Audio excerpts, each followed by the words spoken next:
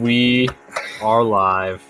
Welcome back to the West Coast Draft Podcast, the fall break edition for myself. You lucky kids. We don't have fall break. Washington doesn't have fall break, so Did you have fall break in California? No, I did not. Did not have a fall break in California. Although, actually, you know what? Let's see, what years? I think the 6th grade was last year we had this, actually. But we used to have a President's break. So instead of President's Day, we got a whole week in February. That was kind of sick. But they ended that. That's pretty awesome. They ended that after, 6th grade.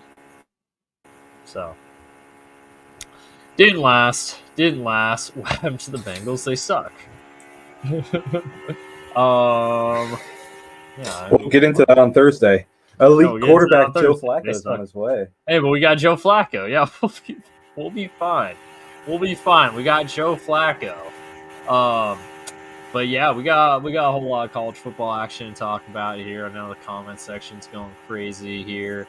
Yes, Arch Manning is in fact a terrorist. We'll talk about that a little bit later. But we got a whole slate of not NFL, college football action to talk about. But before we do that, of course, Flacco's washed. It's sarcasm. He's 38.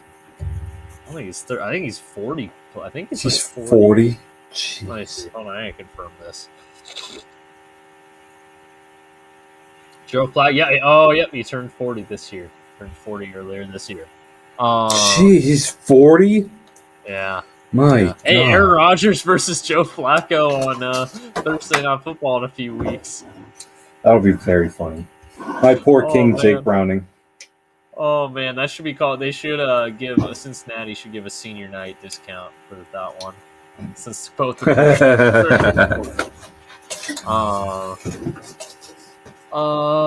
Let's see. Yeah. Real quick, go Mariners. Oh yeah, that's right. One game away. Hopefully it's time tomorrow. We're on to the ALCS. You know what's funny is I was like, oh, cool! It starts at 1. I'll be able to watch it before practice. Didn't start until practice started. Yep. Started well after practice started. Yep. Yeah, it's crazy because obviously they haven't moved tomorrow's game yet. And I guess night game into a what's the word? Well, day game, obviously, but there's a word for it. I don't know. Short week. It's football. Yeah, it's a short week. They got the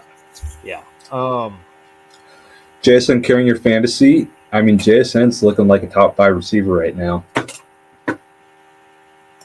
Is that biased to say that, Beau? Yes. I think Jason. I mean, he's doing good, but I mean, I don't know. I mean, don't get me wrong, he's doing good. His numbers are looking like a top 5 receiver right now. Sure, his numbers are, but if I was going to do the top 5 receivers in the NFL, it'd still be King Flashback to Castle Project right now. He's at the tail end of 5. But I mean, who's ahead of him right now?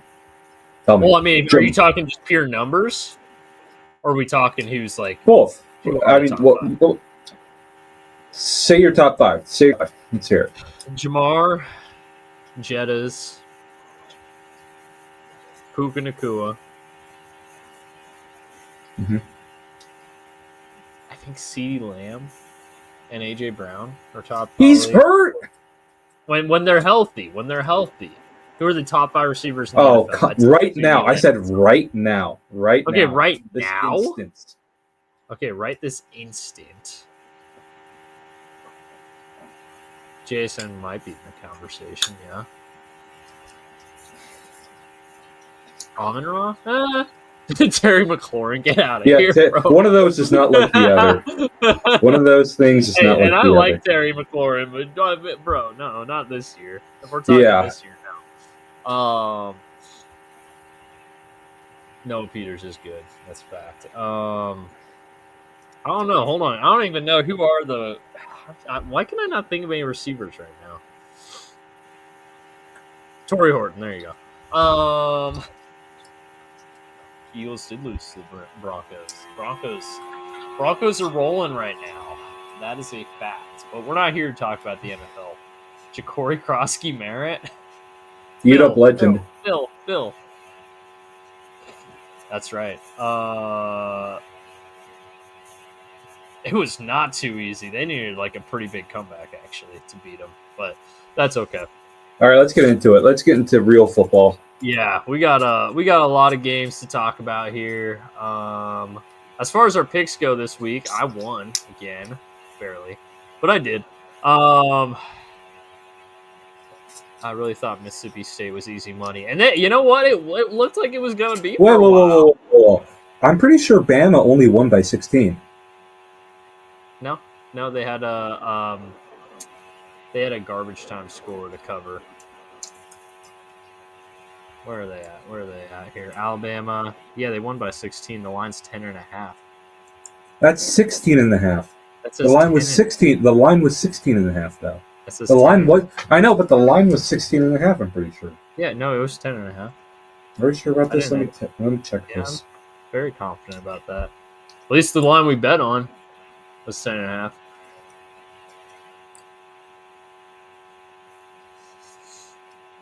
I'm gonna have an ultimate. You're fired. Okay. Oh man. Wait, I saw 12.5, but it's okay. I'll accept it. I mean, it got all the way down to 13.5 at one point, but still covered that. You're fired, hot shot. All right. These comments are wild. Anyways, getting into it though. Yeah. So picks for the week. I barely won, expanding my lead on the season. Let's go. I love, yes, all the big booms. We'll talk about all these games, obviously, but just to show my lead continues to expand. Don't ask about the NFL games. Talking about these games. Get the banners rolling here. West Virginia, BYU. BYU's a well-coached team, man. They're Bachmeier 350 yards in the Year Award 2025. Man.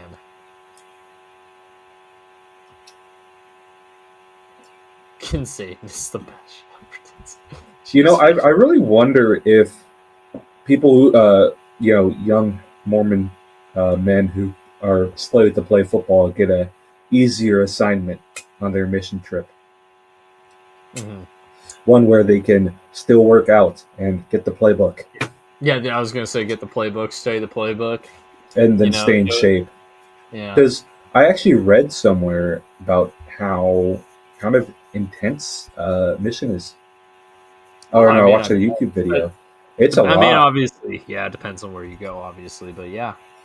No. Like for like your time commitment and free time and stuff like that. It's like, I don't know, and like, you know, the kind of your financial situation. It's like I don't know how someone who's slated to play football is able to manage that.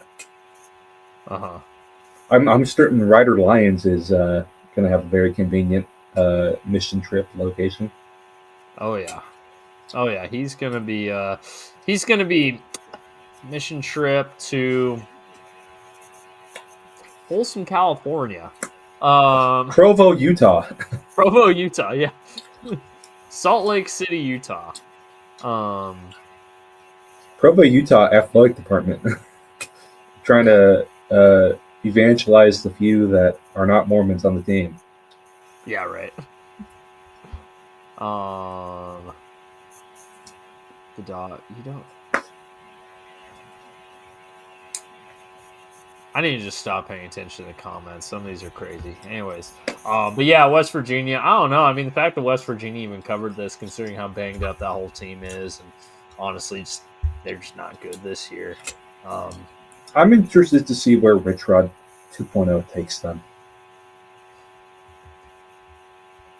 Yeah, we'll see.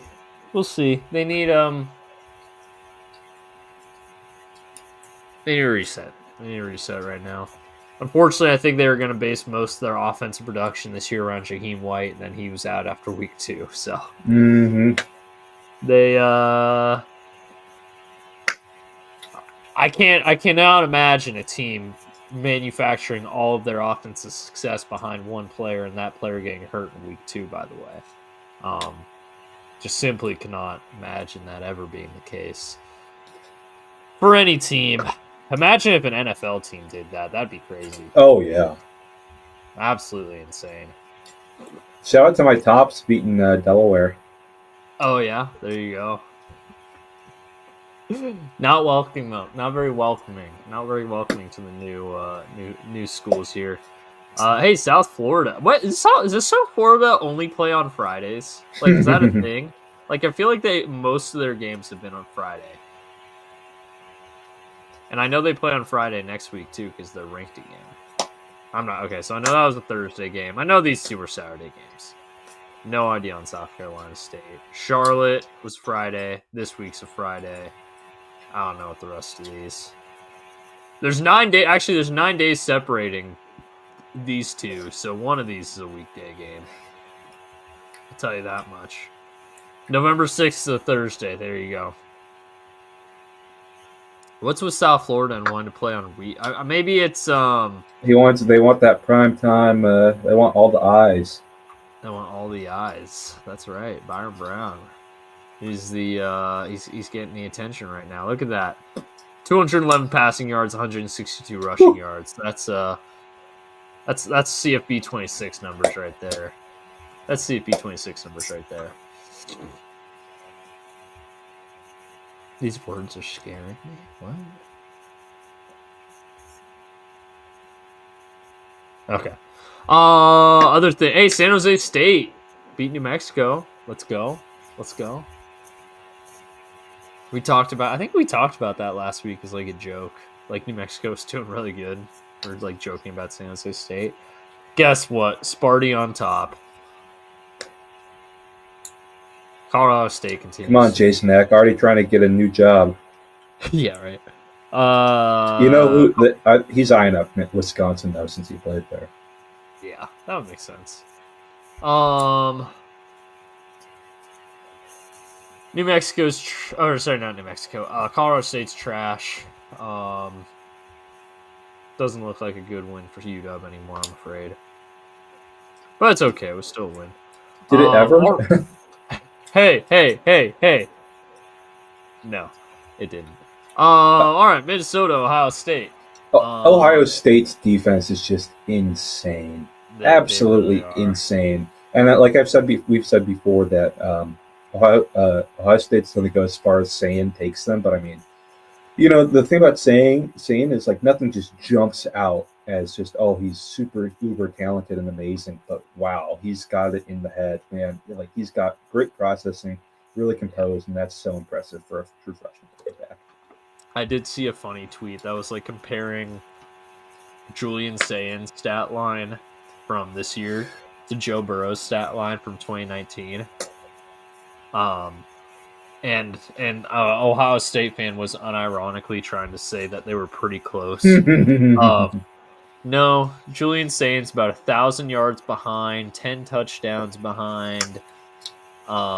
Their completion percentage was pretty similar. Their INTs were pretty similar. Everything else, Burrow was way ahead. I mean, Julian, you just got to score 10 a game. That's okay. That's true. To be fair, that's true. Also, to be fair, Sayan is a true sophomore, and I thought he's a true freshman. No, true sophomore. He was class of 24. I know that for sure. Mm-hmm. I think he was a true freshman. No, it's true. No, true sophomore. Okay. Oh wait, no, I remember. I remember now. I remember now. Yeah, it was a Bama, but then no. I didn't know his name. I forgot that was 2 off seasons ago, not last off season. That's where I was getting all screwed up.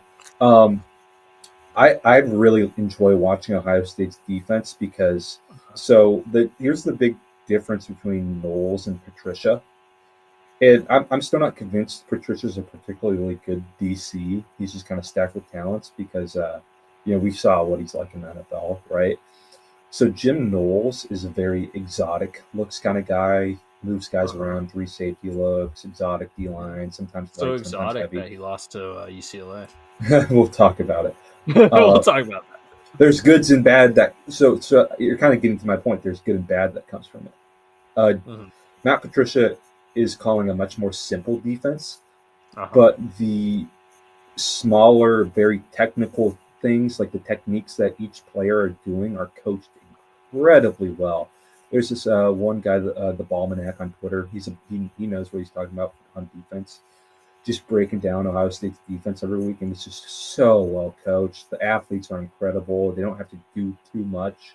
They're allowed to be the amazing athletes they are, but they're very disciplined too. It's very fun to watch. It's a very fun defense to watch. Yeah, no, they're just good. They're just really, really good. I really haven't seen another defense be able to completely shut down. I think they're a better defense than the Michigan defense in 23. Did I get raptured? Maybe, I don't know. What do you think about that, Beau? Are they a better defense than Michigan 23?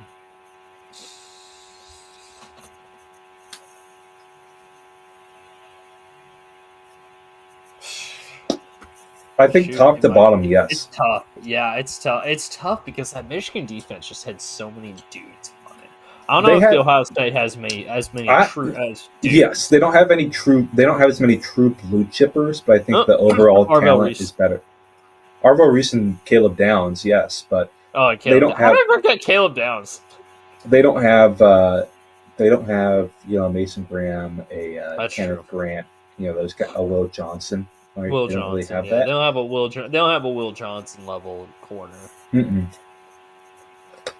But I think, as a whole group, I think it's better. I think it's just more fundamentally sound, maybe.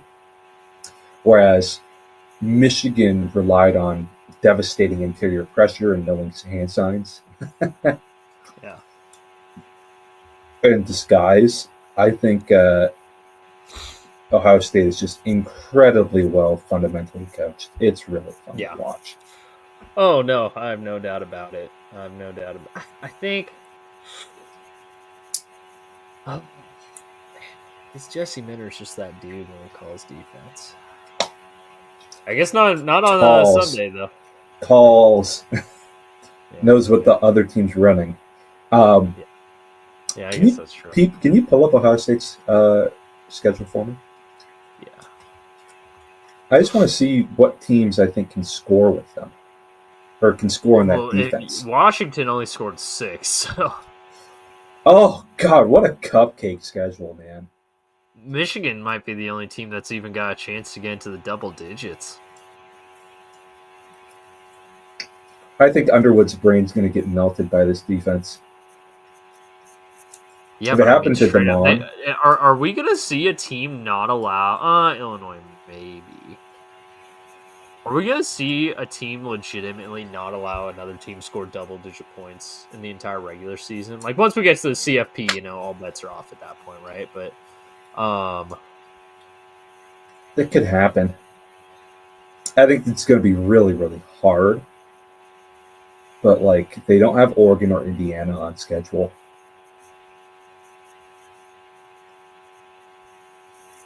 Yeah. Or which USC. They'll probably end up playing Oregon in the Big Ten title. That's true. That'll be a fun matchup.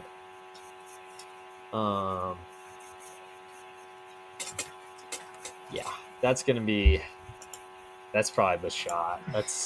But honestly, if it doesn't happen versus Michigan, I don't know. Actually, Rutgers got a good QB.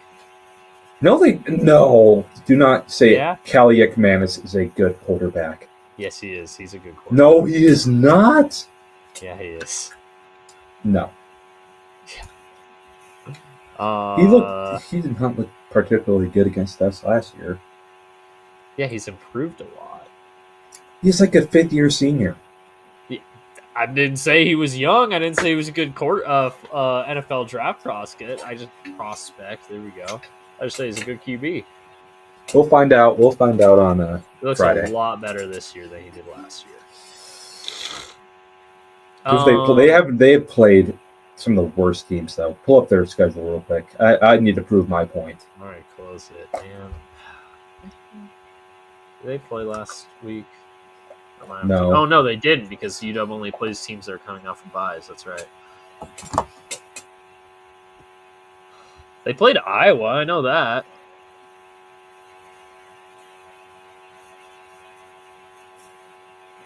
There we go. 3-2. Ohio, and that was at home against. That was away Iowa. Okay. Scoring 28 on Iowa was not exactly shameful. Ohio, Miami, Norfolk, and losses to Iowa and Minnesota. Ooh. Look how many points they gave up to Iowa. Yeah, it's pretty embarrassing. Yeah, I'm talking about the quarterback here. I'm not saying Rutgers is good. Okay. I disagree. Yes, we'll see. All I'm saying is he's improved a lot last year. I'm not saying he's amazing. I'm not saying I'd take him in the first round or even pick him, period, right now. Okay. All right, Miami, Florida State. Oh boy. Score doesn't show that. Miami was dominating. This is 28-3 at one point. Ruben Bain is Florida insane, State came man. back, made it look kind of competitive. Yeah, Ruben Bain's a monster, dude. Ruben Bain's a true force in nature. What Madden rating would I give Bo Nix? I don't know, like a 79 probably. I'd give him a 3 for the 3 games he lost to that. That's good. That's good. Yeah. Beau and 3, as we call him. Beau and 3, that's right. But he did absolutely go BTA on the Bengals last week, so I can't insult him for that. But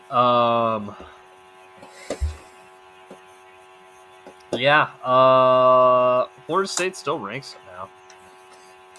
Which, I mean, I guess when you consider they lost to 2 ranked teams, that's the difference. It's not like Texas or Penn State who lose to ranked teams.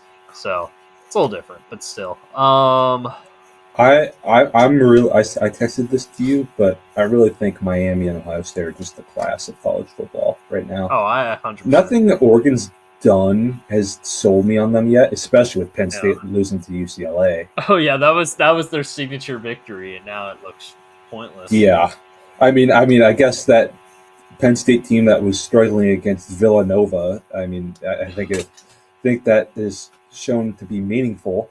But I do think Cristobal is going to screw it up somewhere. So who knows what's going to happen? But I mean, I think we've looked at their schedule before. It's having an elite. I know, but he's going to screw it up somewhere because he always does. But having an elite pass rush can do one at SMU. In college football. At SMU. That's the one I'm looking at right there. At SMU. At Pitt for me. At Pitt, cold weather.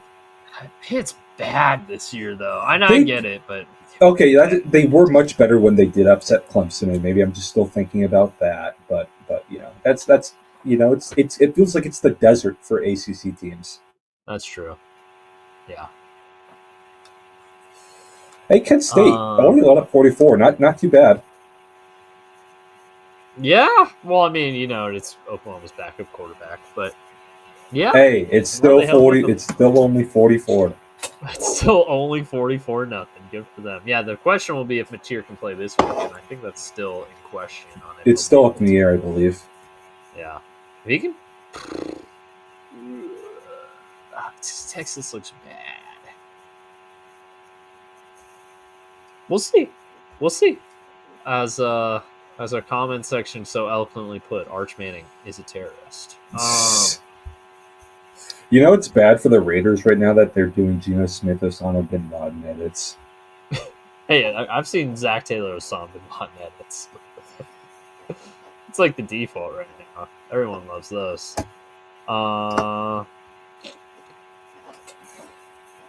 Speaking of Osama bin Laden, right on to a school that took money from the Saudis, Texas A&M. They did. That was Florida State. Never mind. Hey, Jimbo Fisher connection. There you go. Both of them had Jimbo Fisher. All right, that's the connection. I don't know. They took. Told you about Mississippi State. I told you. Hey, I never said Mississippi State was great. I never said they'd be so much backtracking today. Oh my God. Texas A&M, I just don't believe Pull up in. The clips. I still don't believe in them. I still don't believe in Texas A&M. I don't either, but I believe in them more than Mississippi State. That's why I picked them. They are not the number 6 team in the country. Yeah, no, I agree. You're right. They're not the number 6 team in the country because they're number 5 now. Absolutely absurd. Yeah, they moved up. Absurd. I'm not gonna lie, I didn't catch this game. Yeah, I didn't watch most of this one either, the A&M game, but it was actually, you know what? It was 7-3 midway through the third quarter. Yeah, and then A&M took care of business. You know who I think's a better Texas team than Texas A&M? Texas Tech. Yes, I agree. But unfortunately, because of the dissolution of the Big 12, we won't be able to prove that unless they play. I love the new Big 12, man. There's so much parity. Awesome. It's one of my favorite conferences now. Because old Big 12 was it was Texas or it was Oklahoma for all of 2010s, and then Texas finally came back right near the end. So it was always just dominated by Oklahoma. Whereas now it's anybody's game always, man. It's awesome. So many schools on the same level. Some fun talent since you have access to not the stars of Texas, but the next guys up. Although not Texas Tech right now. Jeez, they're getting everybody. Yeah, right. Texas Tech's on this insane recruiting tear right now. That's obviously we know why. Yeah. But hey man, I've never seen Texas Tech this competitive. I'm used to them being trash. Michael. I mean, we were still a little young for the Mike Leach era. Yeah, that's what I mean. I feel like most of the 2010s. Yeah, absolutely. Even when they had Mahomes. Yeah, especially when they had Mahomes. They were 6-6, 7-5 every year they had Mahomes. Yep.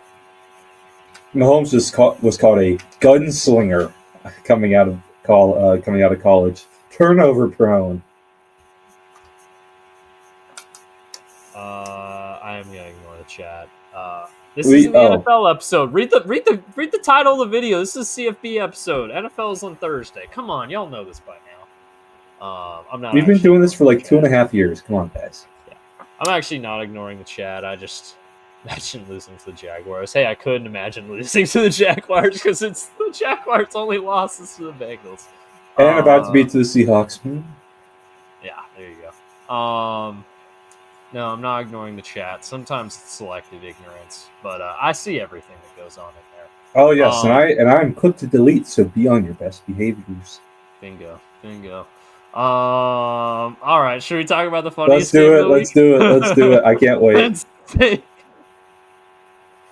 I can't believe this happened. Incredible. They were down 27-7 at some point. It was brutal. How embarrassing. In an empty stadium where New Mexico beat up on the Bruins. They lose to it looks like 10-year-old Jerry Neuheisel coached offense. Oh my God. Yeah. Dude, he's got the same haircut as when he was a player too. It's crazy. He does. I mean, that was hey.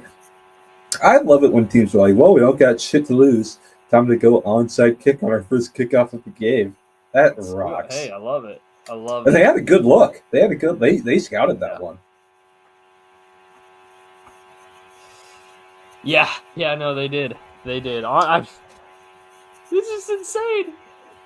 Oh man, hey, you know what? Penn State's offense kind of tried to get him back in it.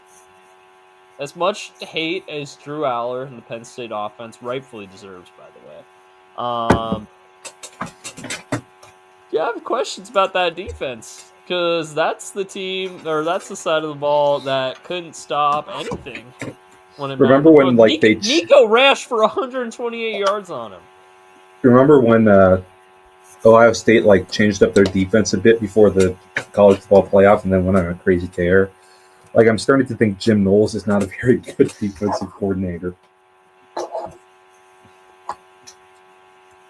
How embarrassing. That's rough. James Franklin's going to lose his job, man. It's probably over. Absolutely.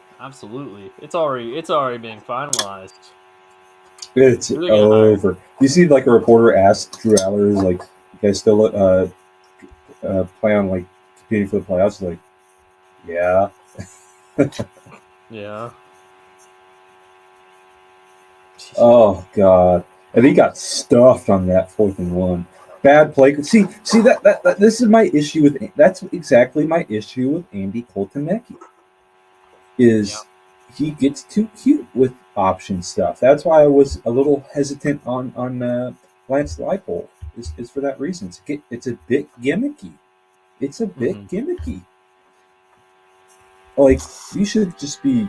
I mean, Ohio State has really kind of lately, especially this year, kind of turned a corner with ever since Chip got there. Ever since Chip got there, they got less afraid to play heavier formations, go away from the old Uber spread, more willing to run the ball, more willing to involve tight ends.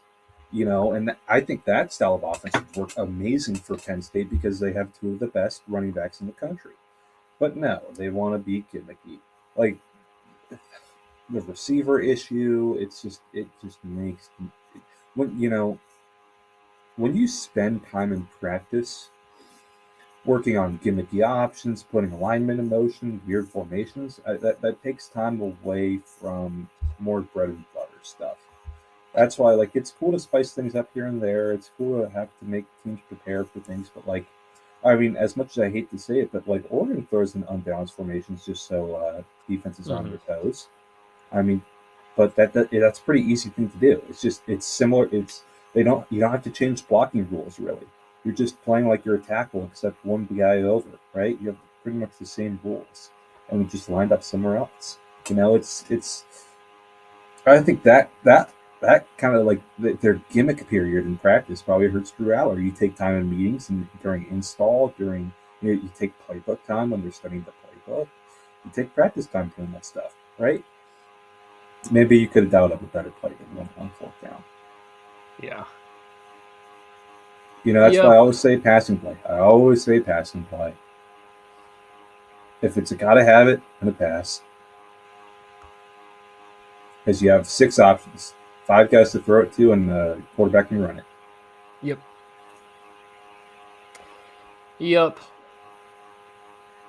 Shout out to the Neuheisels though. That's pretty awesome. Yeah. And you know what? Watching Rick Neuheisel get like emotional when he was talking about it on the CBS broadcast was actually, you know what? That's a great father-son moment right there. Oh, that was awesome. I love that. Also, again, Jerry Neuheisel's hair is very funny. It's so bad, dude. But again, I love that it's like because he hasn't changed his haircut in at least 10 years. It's a perfect recreation of when he got carried off the field. Got carried off the field as a player. That's beautiful. That's just hilarious that happened. I mean, it kind of shows the Big Ten travel issue too. The expanded SEC doesn't have to deal with travel; it's still pretty short. Yes. Also, I like the. Here we go. I gotta get the picture of it. Hold on. Where's the picture? There we go. Same picture. It's all blurry because it's on Instagram, but. Right there. Same picture 10 years apart. Love it. That's just awesome. Same hair. Same exact hair. This guy's been in charge of the offense for like 2 days and hung up 42 points on the highest paid DC in the country. There you go. We love that. They shouldn't have gotten rid of Tom Allen. Tom Allen was doing just fine for him. Really? He really was. Penn State's Where is Tom Allen right now? Oh, where'd he go off to? I was like begging for us to hire Tom Allen if DeBoer stayed. DC at Clemson. That's right. Not doing great there.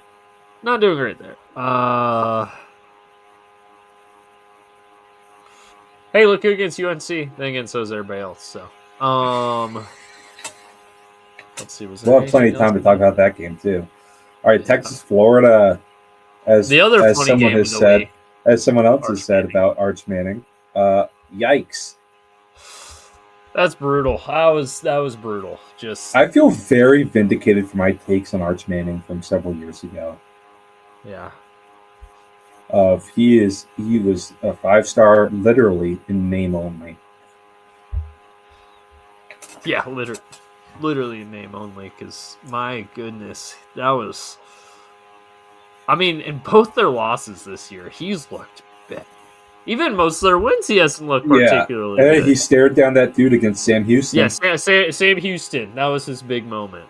Did they have a bye before this Florida game too? I want to say they did. I think they might have. I want to say they didn't play last week. Yeah, look at that. Yeah. Look at that. You had your big win against Sam Houston. You got a off, 2 weeks off, and then you go into the swamp and you lay an egg. Yikes. Yeah. Well, and you see Sarkisian trying to be yeah, I mean, there's 136 other teams in the country. How many of them are going to go on the road to Ohio State and go into the swamp and win both those games? Dude. Fair point. I mean, is it a fair point? Yes. He's also paid very handsomely to win those games. Yep. And also, Florida's not particularly good. Nope. Who did they lose to? Oh, yeah. USF. Yeah. That's not great. Hey, but USF's ranked. When it comes to... Not right now.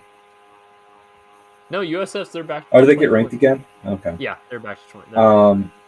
What's very funny is just I feel like with any other quarterback at his age, I think Texas would be rolling right now. I think Texas would be rolling.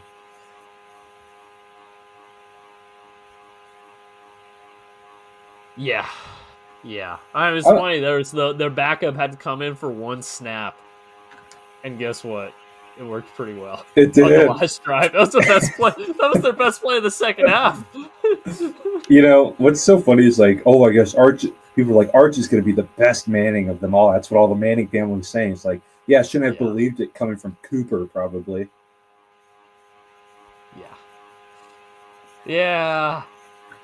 Hey, Cooper was supposedly the best of them. Yeah, right. Oh. Yeah, that's what it says. But he wasn't even a quarterback, so why are we getting QB advice from the wide receiver? I know, right? Well, I mean, the guy. Hey, you know what? He probably was the best receiver of all of them. Yeah, they raised Cooper to catch the passes for a reason. Yeah. They needed someone. They had them all thrown. It's all right, Cooper, you're going to be a receiver from now on to catch passes with Peyton and Eli. Yeah, and then too bad his back gave out on him. Poor guy. It's got to suck being the one Manning that looks like it's not a Hall of Fame. Yeah, that is. Is Archie in the Hall of Fame? Archie's in the Hall of Fame. Peyton's obviously. I don't know. Eli's probably going to be in it. Eli's probably going to be in it. Eli will be someday. I don't think he's going to be first ballot, but he'll be. No. But he will be because he was He already missed first ballot. I think this was his year. This was his first ballot year. Because Eli's going to be in it. 2 Super Bowl rings over Tom Brady, and you were a New York Giant. Of course, you're going to be in the Hall of Fame. I'm not saying he deserves it because I have my thoughts on that. Shout out to EK, but he's going to be in it. Is what I'm saying. No, he will be. He will be. Never listen to Cooper Manning again. I hate that there's a commercial with him and the glasses one. Yep. Well, do you remember that Bet MGM one where it's Cooper, you were always my favorite? With the guy from Arrested Development. No, I don't know if I'll have to look that one. It was all over last year or 2 years ago. Bet MGM Cooper Manning ad? Yeah, or it might have been Caesar Sportbook, actually. I don't know. Cooper Manning. I'll just look up Cooper Manning. Oh my god. Ad. You guys are crazy. Oh yeah, here we go. It was Caesars. Yeah, here we go. Yep. Okay, I got it right here. That's right. I remember this now. I remember it now. Yeah, I'm just gonna choose to ignore most of the things that go on in the chat. If there's a good thing, if there's a good question or comment, we'll respond to it. But chat's kind of off the rails right now, and that's okay. You know what? That's all right. I'm taking my hands off unless it gets too. Since you're in a charter school, you don't got to worry. Yeah, I'll take my hands off. If it gets too bad, I'll start deleting comments. Be nice to each other. I got you covered there, Beau. I got you covered. All right. There we go. Be nice to each other. Okay. Everybody love everybody, as Jackie Moon says. That's right. That's right. Vanderbilt, Alabama, less funny. Less funny. Pain, letdown, sad. Yep. Unfortunately. Hard to go into Bama, especially how pissed they probably were coming into this game. Kalen DeBoer continues to coach well against ranked teams. That's okay. I'm sure they got some unranked teams coming up here soon. Oh my God! Look at. Oh no. Yeah. Yeah. It's great. It's great, Andre. It's great. I saw it already. I was choosing. Nicely done. It's funny. It's pretty funny. I'll give you that. Let's see. Alabama remaining schedule. Oh, jeez. Eastern Illinois. That's brutal. Yeah, right. Okay, they got 4 more ranked teams. So they'll lose to South Carolina and Auburn. But they're going to win all the ranked games. Because that's what they do. They beat ranked teams. Actually, no, that's not true. They lost to Tennessee last year, and Tennessee was ranked. That's right. And no, Michigan wasn't ranked, I don't think. I don't think Michigan was ranked. Yeah, there's no way they're ranked. They're like 8-4. They're ranked 8-4 teams. So yeah, okay. Alabama, you'll continue to beat ranked teams because that's what you do. Okay, but Texas Tech. I'm done talking about them. I hate them. That's right. Texas Tech rolls Houston. I don't have a lot to say other than that Texas Tech just keeps rolling. Like you said a couple weeks ago, they're just a wagon right now.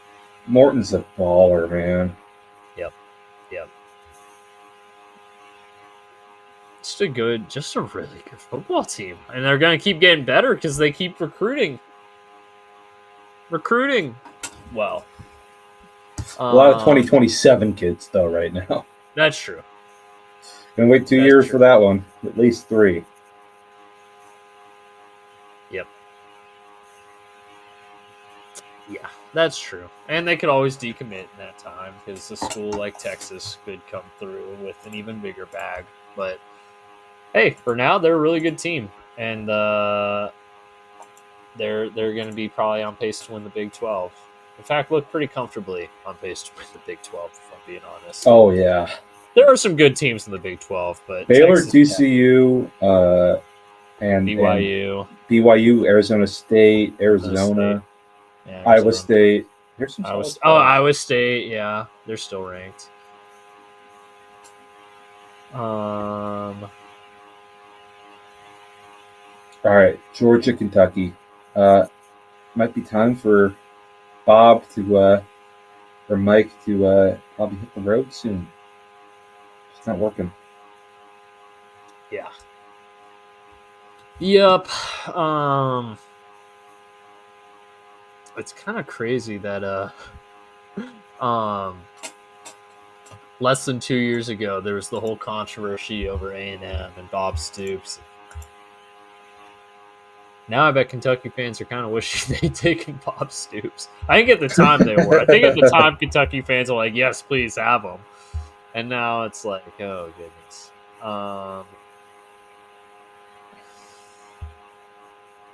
Yeah, that's rough. That's rough. Yeah, no, I think the Bob Stoops era at Kentucky's coming past. There's some good moments. There was also the past 2 seasons. There's also Will Levis. Woo! Just kind of. You know who his OC was? Liam Cohen. And you know who I said was a really good OC back then? Liam Cohen. I was right. Yep. Liam Cohen is the ultimate. Man, I normally am good with the vindication. There's the word. I'm usually pretty good with the ones. All right, I have a timeout button, and I'm not afraid to use it. Yeah, come on, guys. Come on. Iowa State, Cincinnati. Hey, at least one Cincinnati team looks like they know how to play football.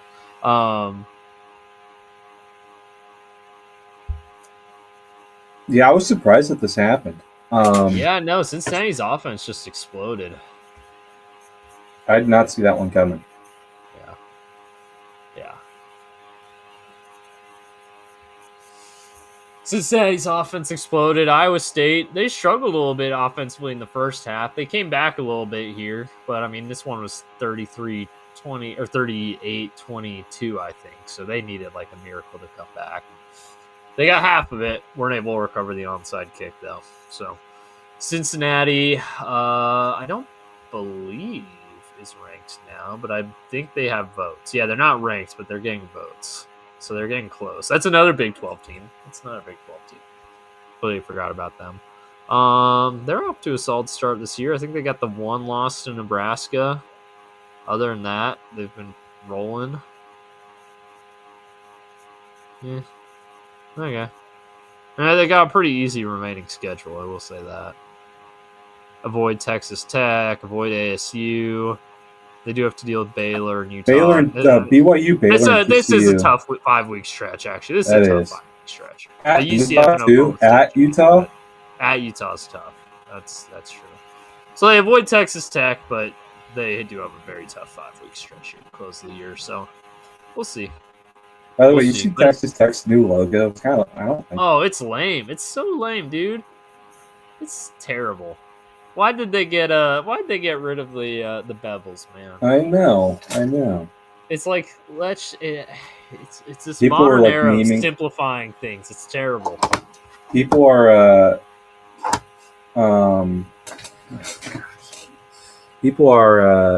comparing it to the Cracker Barrel design.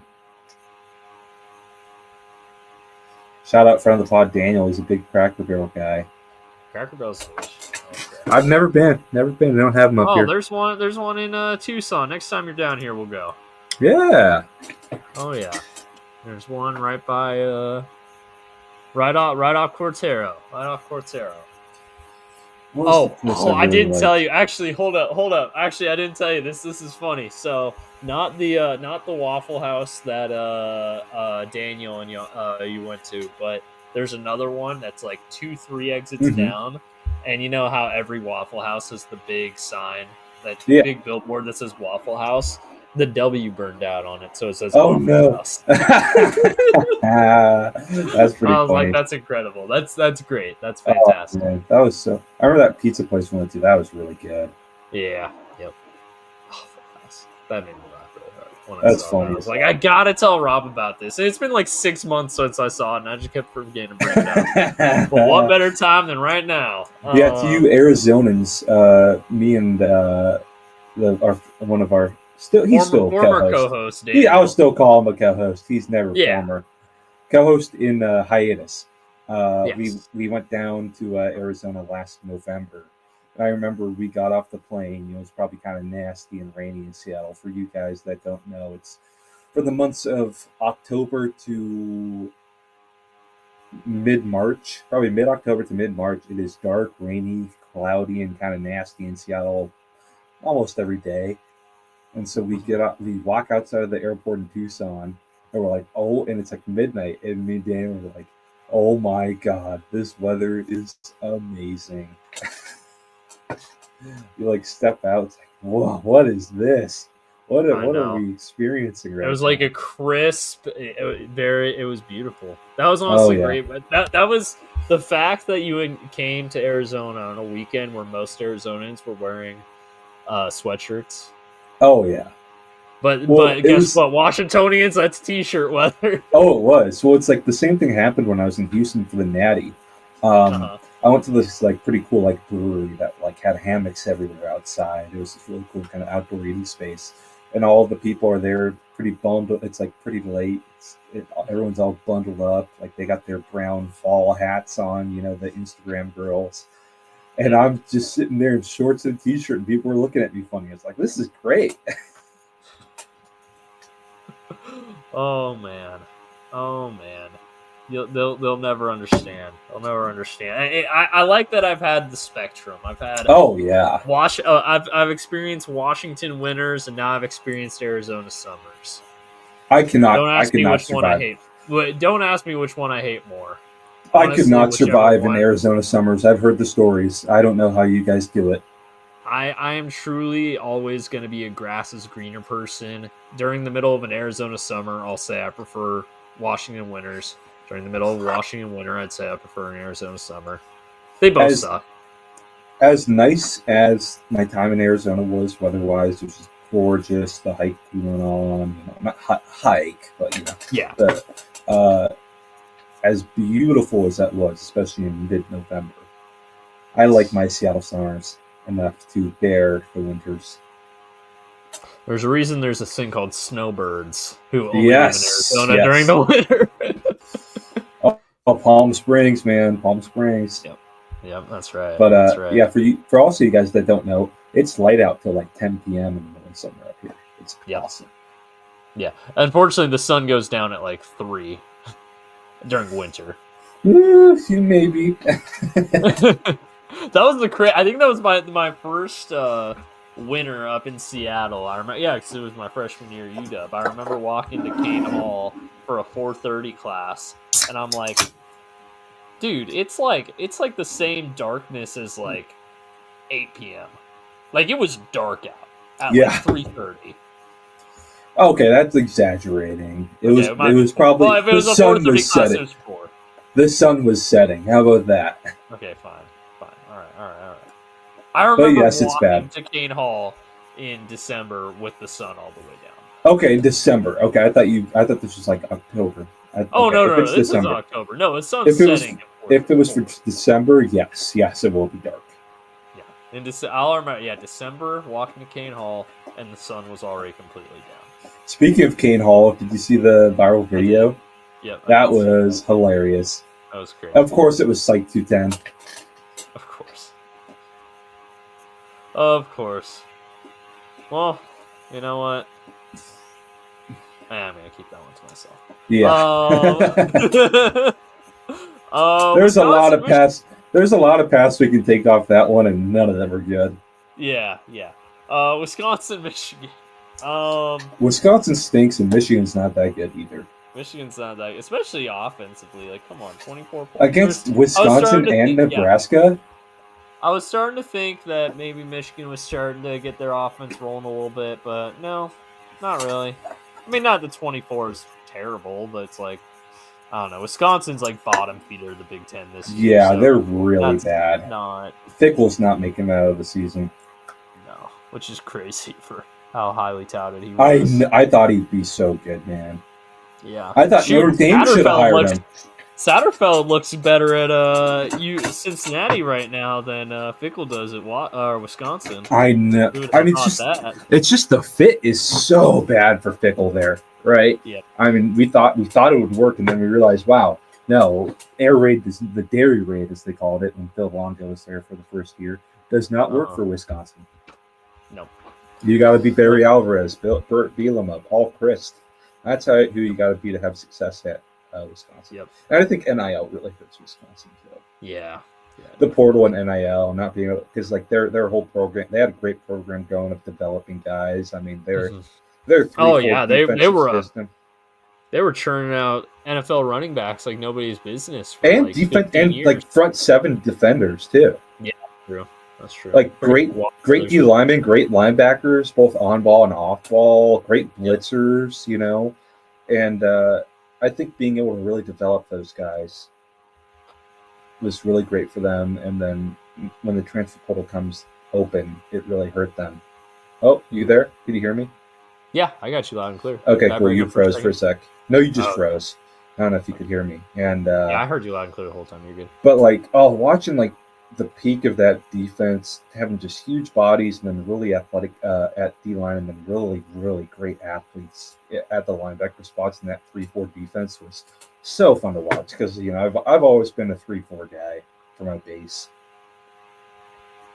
And they develop schematically, not the most interesting ever, especially you're playing in the Big Ten West, so you don't really have to be, right? You're playing 20 years behind offensively. But just the way they developed players was so cool. So cool. Yeah. No, I.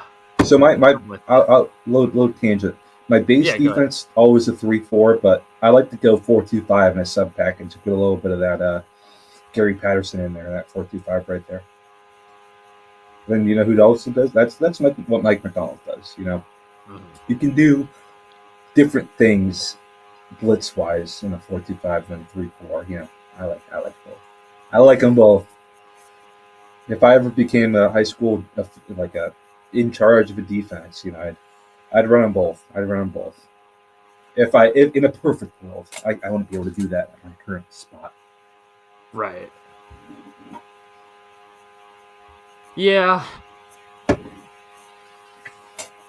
Yeah, I don't know. It almost feels like we're giving a eulogy for the Wisconsin Badgers. We are, man. We are. The Wisconsin Badgers that we once knew, who, I mean, they never made the playoffs, but they were contenders for it. I mean, the Rose Bowls that they were in, you know, they're pretty consistently in the Rose Bowl. Yep. Yeah, they won a Big Ten championship, you know. Right. They I mean, yeah, the running backs they turned out, the defensive guys, the linemen they turned out on offense.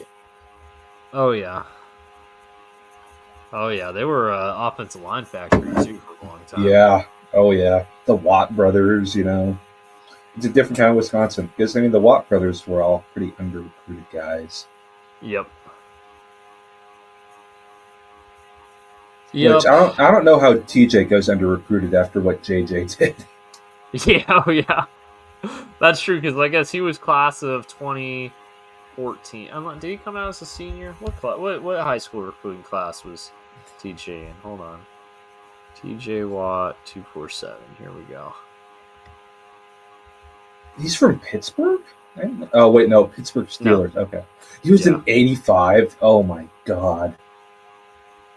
Here we go. Yeah, he was a 3-star prospect in the class. Okay, 2013. So, but this was still after JJ Watt won Defensive Player of the Year. I don't know yet. That might have been 2012. Yeah, 2012. I remember. He won it.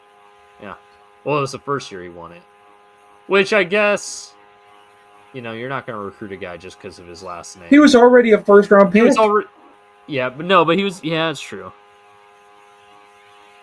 Hey man, I get being hesitant. 2020. I get being hesitant on Derek because he was a fullback, but TJ, come on. Oh man. Boise State, Notre Dame. Let's keep. They gave him a fight, man. They did. I will say, hey, Notre Dame didn't beat Boise State as good as South Florida did. Rank South Florida over Notre Dame, cowards. Maddox Madsen. Actually, you know what's funny? On the broadcast, I learned this. Maddox Madsen has like 5. Oh, the names, brothers. The brother names. Yeah, they're awesome. They're all named after. They're not all Yankees, but all baseball players. All pitchers. All pitchers. Yeah. Mostly, but Yankees. No, McGuire. McGuire wasn't a pitcher. Oh, wait, no. I was saying that. Never mind. Yeah, but pretty awesome, huh? Yeah, it is pretty crazy. And all M's, too. All M's. And then Maddox goes into football. Yep. That was pretty funny when I saw that. That rocks. Yeah. Yeah, there's a little fun tidbit there. Yeah, no, Notre Dame took care of business, but Boise State did give them a good fight. So, there you go. Purdue did not win, obviously. Didn't even cover. They gave him a fight for most of the game, though. They did give him a fight, which I know Illinois and Purdue it's not like a rivalry, but Purdue doesn't like Illinois. I know it's like a second-tier rivalry. Yeah. So they gave them all they could handle. Luke Altmaier threw for almost 400 yards. Dang. Yeah, I don't really have a lot on that one. Last game here to talk about. This was a fun one. Went to OT, Virginia, Louisville. Virginia keeps getting away with it. We have to talk about a Virginia game again. Actually, never mind. They don't play this week. They're on bye. Thank God. But it means we're guaranteed to talk about them next week because they're not going to lose. So they're not going to drop out of the rankings yet. Who do they play next week? Hold on. They have a really They don't easy play schedule. Miami all year. They have a really play easy Miami schedule. all year. Nope. Dude, they're going to win out. Look at the schedule. Cal's their biggest test.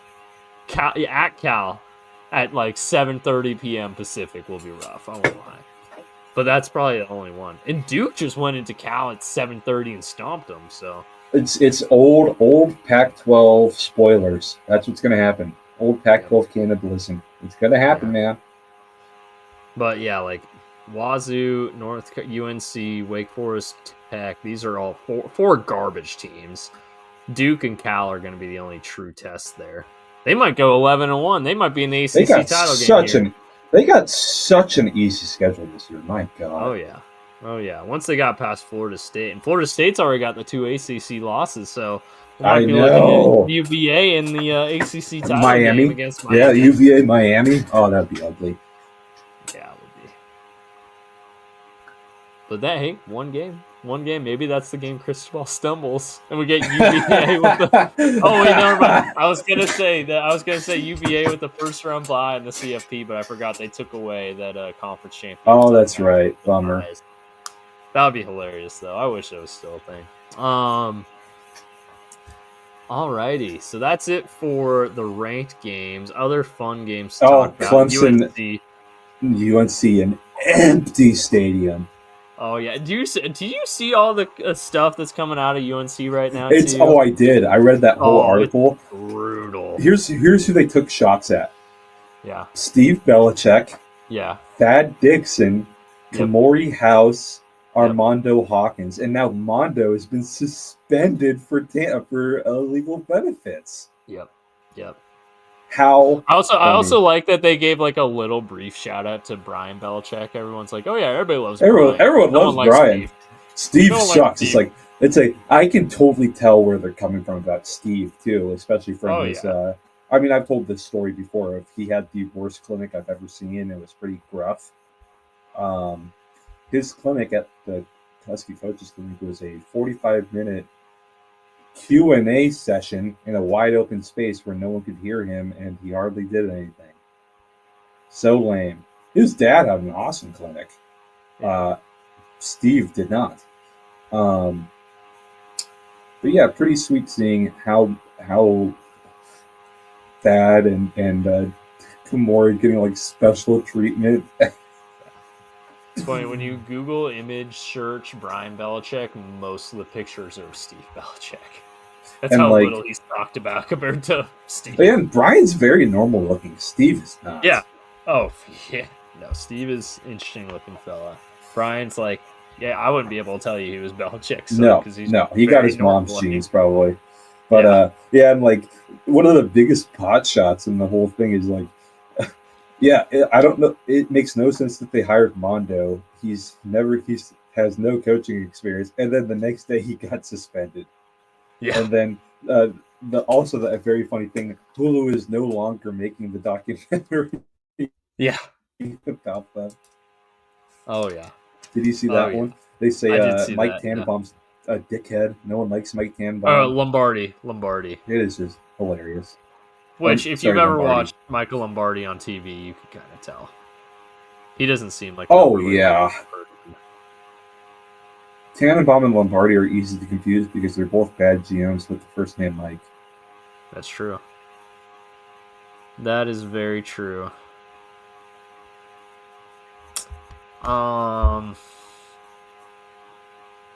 Yeah, Mike Lombardi, just... Not that guy. You're not that guy, pal. I like how the viewers have like trailed off as everyone's going to bed. Good night. Anyways, other games. K-State couldn't keep it going. Hey, they gave Baylor a good fight. They're starting to wake up a little bit. They did. Still not there yet.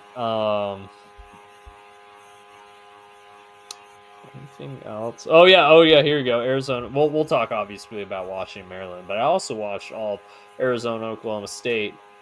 There's not a lot to take away from this one other than that Oklahoma State's really bad and Arizona's, they look pretty good.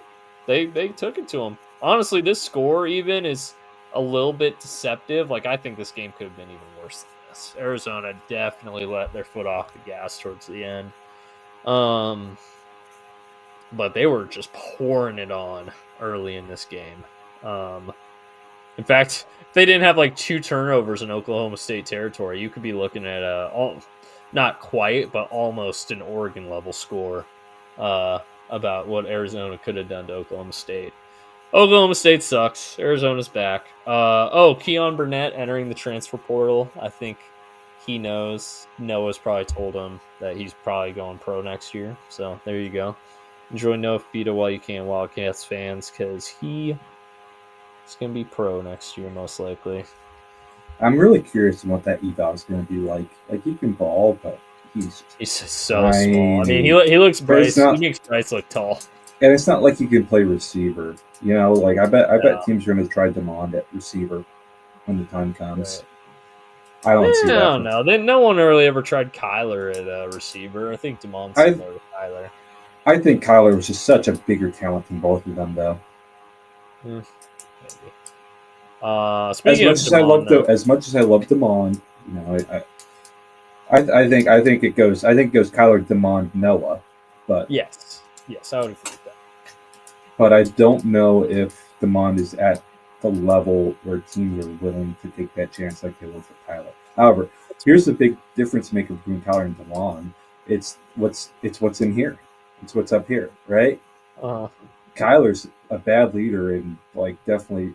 I mean, I got told by a guy who did a draft interview for baseball for Kyler, kind of a weirdo and probably on the spectrum, or he just absolutely did not give a fuck about his interview. So, like, I don't think, and you know, that's tough for a quarterback, right? That's why he was thinking about going into baseball, probably. Because have you seen that meme of like most pitchers are on the spectrum a little bit in baseball? Yeah, like the Zach Greinke ones; those are very funny.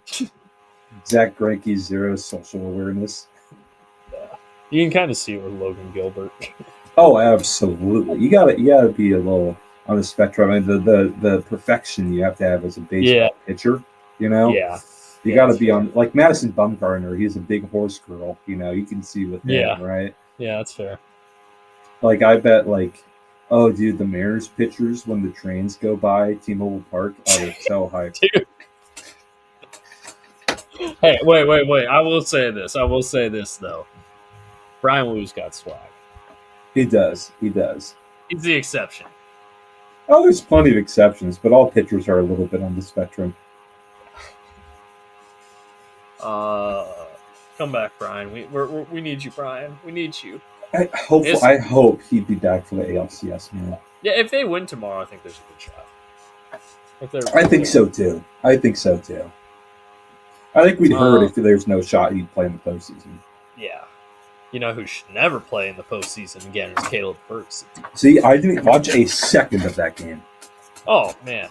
Oh, that's right. You were at practice, duh. Caleb Ferguson is a terrorist. Arch Manning's a terrorist. So I saw the final score. It's like, oh, great. Mariners won 8-4. And then I like get on Twitter and like people are melting down about Caleb Ferguson. People are so mad. Caleb Ferguson's terrible.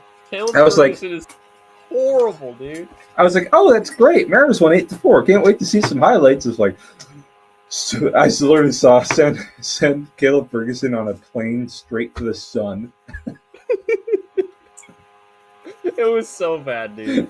It was genuinely, and you know what was funny? Munoz came in and took him from 0 outs, runner on second, to within 5 pitches. That's hilarious, dude. Shall we talk about Maryland UW? Yeah, while we're on the topic of a Seattle team, let's talk Maryland UW. Should we talk about the first half first? Because I have a fun story. I have a fun story first, and it's related to the Mariners. So I went with my brother to the Mariners game, and so he came over and we watched the first half of the Huskies together. We left pretty early because we correctly figured out it was going to be absolutely insane in Soto because both it was the Mariners and the Sounders were playing at the same time. Also, it was a Mariners playoff game, right? Right. So we left really early. And we watched the first half, and I've grown up quite a bit. I don't get insanely pissed at watching football games or super depressed after losses. Yep. I was pretty pissed during the first half of that game, man. Reasonably so. Pissed. They sucked. And I was just in the most sour mood in the world because the night before we got absolutely whooped in the high school game, and we're getting whooped in the college game. So we leave at halftime. And I'm not talking during the car ride, Mm-hmm. We take the link from Northgate. It was good. It was a very good plan. Go to a bar in Soto, and this bar doesn't have Big Ten network, so we can't watch the game. So I'm on my phone on the ESPN app, not even watching the game, but following the box score, incomplete pass, that kind of thing. They're coming back. Okay, they're coming back. Oh. And then they finally win it. And I was my brother's "You're gonna be in a good mood now." I was yeah. I feel that. And then we go to the game. We go to the game, and of course it goes into extras again. And when it goes into extras, I'm not again. This can't be happening to me. My brother was literally doing the no meme at me. No. The what's it called? Punisher meme. Yeah. And no. Wait. Luckily, he didn't go to 18 innings this time because I was at the 18 inning game, but that sucked. But that one, yeah. Yeah, that was brutal. But that's my story about literally this game. Anything on offense in the second half of that game, we'd already be in the ALCS. Well, that's my story about that game. Yeah. No, I hear you. Well, I was able to, because I do not live in the great city of Seattle. I was not able to I was not able to attend the Mariners game, and I will not be attending a Mariners playoff game, unfortunately. However, the bright side is I was able to watch every second of Washington, Maryland, and I'll just say, the first half, not a pleasure to watch at all. They sucked in the first half, and honestly, they sucked for most of the third quarter too. Actually, not most of the third quarter. They sucked in the third quarter, period. They were terrible. This isn't a Bengals rant. I know I'm kind of ramping it up like it's a Bengals rant. My Bengals rants are special. This isn't going to be a Bengals rant. This is just going to be me kind of going on a spiel here. I have never been a fire Jed Fish. I've never been take away play calling. I've never been anything like that. In the first half, I was starting to have some thoughts, though, because they were that bad. I thought, holy crap, we look so unprepared. Looks like we don't want to be here. And mind you, I'm also multi-viewing this along with the Arizona game. So I was seeing tweets from UW fans saying, man, we really took Arizona's coach just to be worse than Arizona. And I was agreeing. I was dude, it doesn't look good. Did not look good. So it's 20-3 at the end of the third quarter. And my goodness, no hope, genuinely. At that point, and I know I told you this on the phone, because most of my frustration I got out in the first half, I wasn't effectively stressing for most of the game. So when I say this is the least stressed I've ever been during a game that should have stressed me out, I do mean that. Because for the first three quarters, I was like, this sucks. This is a blowout, whatever. And then as we're making the comeback, I'm like, oh, sweet, cool. We got a touchdown. Great. Make it look competitive. Okay, 3 and out. Nice. Oh, we got another touchdown. Okay, all right. Hey, you know what? We're only down 3. Okay, hey, we might have a shot here if we can get the ball back. Oh, look at that. And then the second where I went from, this is a blowout, this sucks, why am I still watching this, to, oh, wow, we're actually probably going to win. At that point, UW had all the momentum, and they were dominating, so it never felt like Maryland even had a chance to stop them. So when I say the second half, or not the second half, the fourth quarter, really specifically, of this game was probably the turning point with Jed Fish's tenure at Washington, however long it may last. I mean that, because whatever they did in the fourth quarter, whether they put steroids in the Gatorade bottles, I don't know, dude. I don't care. They looked fantastic in the fourth quarter. They looked like a whole different football team. Literally everyone. DeMond was making reads. He was pushing the ball down the field. He wasn't forcing it like he was in the first half. It kind of looked like his first INT, which I don't know if it was Boston running the wrong route or whatever, but that first INT, that was a bad throw. Bad throw. Horrible. He missed. Just missed the throw. Whatever it was horrible. But something clicked in the fourth quarter, and then from there, it didn't even feel like Maryland had a shot. Like when this was 20-17, Maryland still with the lead. It genuinely didn't feel like they had a shot. Like it felt like Washington was for sure gonna win. So I mean, I don't know what. And then I see Maryland fans complaining on Twitter about the unsportsmanlike conduct on the seatbelt penalty in the end zone. Which was that a weak call? Yes, 100%. Absolutely. No. Okay. I know some more context to that one. So at halftime, both teams got warned because it got really chippy. And then second of all, it's likely that the players said something. Okay. Well, from my vantage point, it was a weak call. I agree. I agree with that. That's just some added context that they were probably a bit probably. They're more sensitive to it. Sensitive to throwing that flag in that moment. Yeah, but my point with that is that a lot of Maryland fans were saying, "Oh, the Big Ten got what they wanted." Dude, it was 1st and 10, and UW had the ball on your 15-yard line. Let's not pretend that penalty changed the course of the game. So, yeah, no, it was just absolutely ridiculous that anyone thinks the refs helped UW in this game. Overall, though, really gutsy performance in the fourth quarter. Really, really, I'm just impressed with how they're able to respond after a really bad 3.5 quarters of football that preceded it. Or not 3.5, 2.5 quarters of football that preceded it. They came through. And I think, honestly, if we look back in Jed Fish's tenure at UW successful, this might be the turning point game.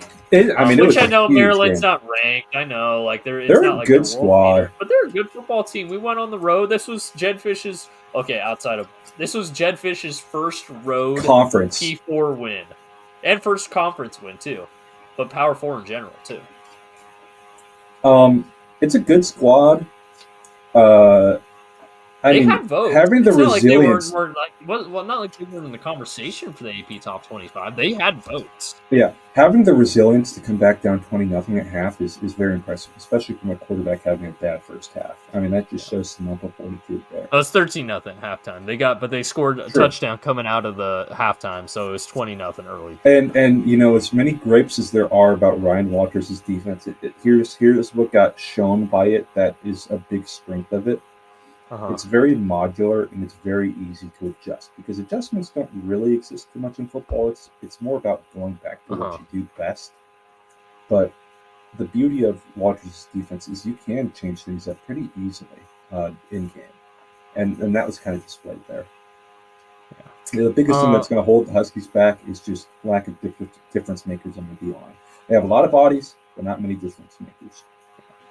I will also say, as a pretty vocal doubter of Ryan Walters' first 4 games in Washington, I actually think he called a really good game here, especially the spot that the offense was putting him in the first half. I thought he did a really good job. So I'm really give him his flowers when he deserves it. When he really limited some of the bleeding. Yeah, when he deserves his flowers, he'll get them from me. It takes time to adjust to a new defense, and I mean, you know who's been a big factor in the defense looking better?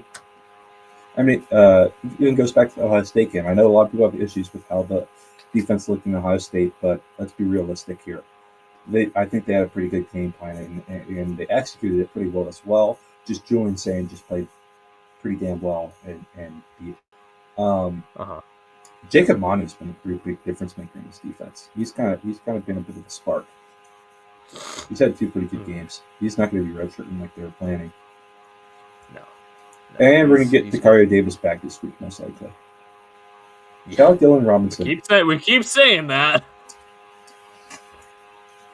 I had inside info. I knew he was going to play last week. I think we're right this time. But again, we keep saying it. Let's see. Next up here, unless you have any more thoughts on UW. Poor Beavs. Oh, yeah. Oof, that's rough. Man, to think they should have beat Houston, too. They really blew it. Oh, SMU Syracuse. We got to talk about Jonte Cook's uncle calling into a radio show and telling them they need to bench the quarterback. I need to bench the quarterback because God, we missed a freaking total headache. Regardless of his off the field stuff, his family too. Yeah. Good player, but a total headache. I take Desmond. I take Desmond Roebuck. I take Desmond Roebuck over him. Shout out Desmond Roebuck. Another good touchdown. And remember what I said? Remember who I compared Desmond Roebuck to? I think I'm looking pretty good on that comp. Who's that? I can't remember. Doug Baldwin. I saw someone say, and more contemporary, but I heard someone say JSN too. Oh, no. Let's be serious here. He's a stocky slot receiver, so you're calling him JSN. Ugh. JSN's like at least 4 inches taller than Roebuck. Is he? JSN's either 6 feet or 6'1". Roebuck is like 5'10". JSN 6 foot. Desmond Roebuck is 5'11". Yeah, right. He's not 5'11". I think JSN's 6'1". I think Roebuck is 5'10". I think JSN's a tall 6 foot. I think people don't think he's shorter than he actually is. Yeah. Anyways, to get back to the Jonte Cook conversation though, because it's just hilarious. He's having a good year too. Like he is. His uncle calling into the radio show saying, "Oh, this quarterback's going to take away Jonte's opportunities to get to the league." No, he isn't. He's having a good year. Jonte's the person who's taking away his opportunities. Yeah. No. Yeah. I love the guy who's hosting the radio show too, just staring blankly during the call, like not knowing what to say. And I get it, man. I get it. That's just, you're like, can this guy get off the phone, please? I get that feeling a lot. So, shout out to the podcaster, radio host, whoever it was. He held strong there. We should have a call-in line, Beau. We should have a call-in line. Goodness gracious. It'd just be 6-7 over and over again. Let's be real. Yeah,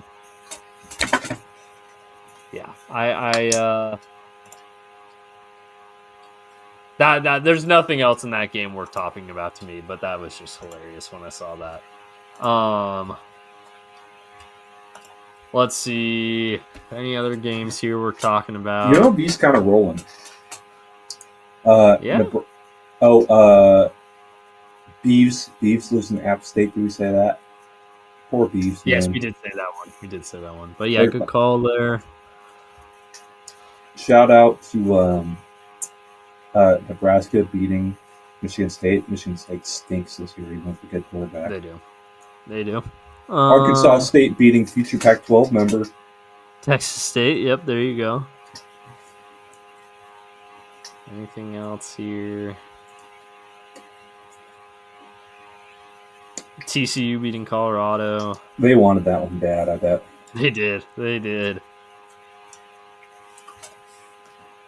Kansas beating UCF, if you care about that. Big 12. Hey, Duke going on the road, playing at 10:30. And by the way, I was keeping track of this game because I remember it was late. I think I was actually updating the banners for this here podcast. But it was like 11. No, it was about 10 p.m. Pacific time, which meant it would be 1 a.m. Eastern time. And Duke was giving it to Cal. I'm like, dang, all right, good job, guys. Way to stay up late. JKS got taken out. It was that bad. He threw 3 picks. Yeah. All these people coronating him. I told you. It was too early. It's all right. Saying that he was better than Michael Penix. Okay, whoever said that's ridiculous.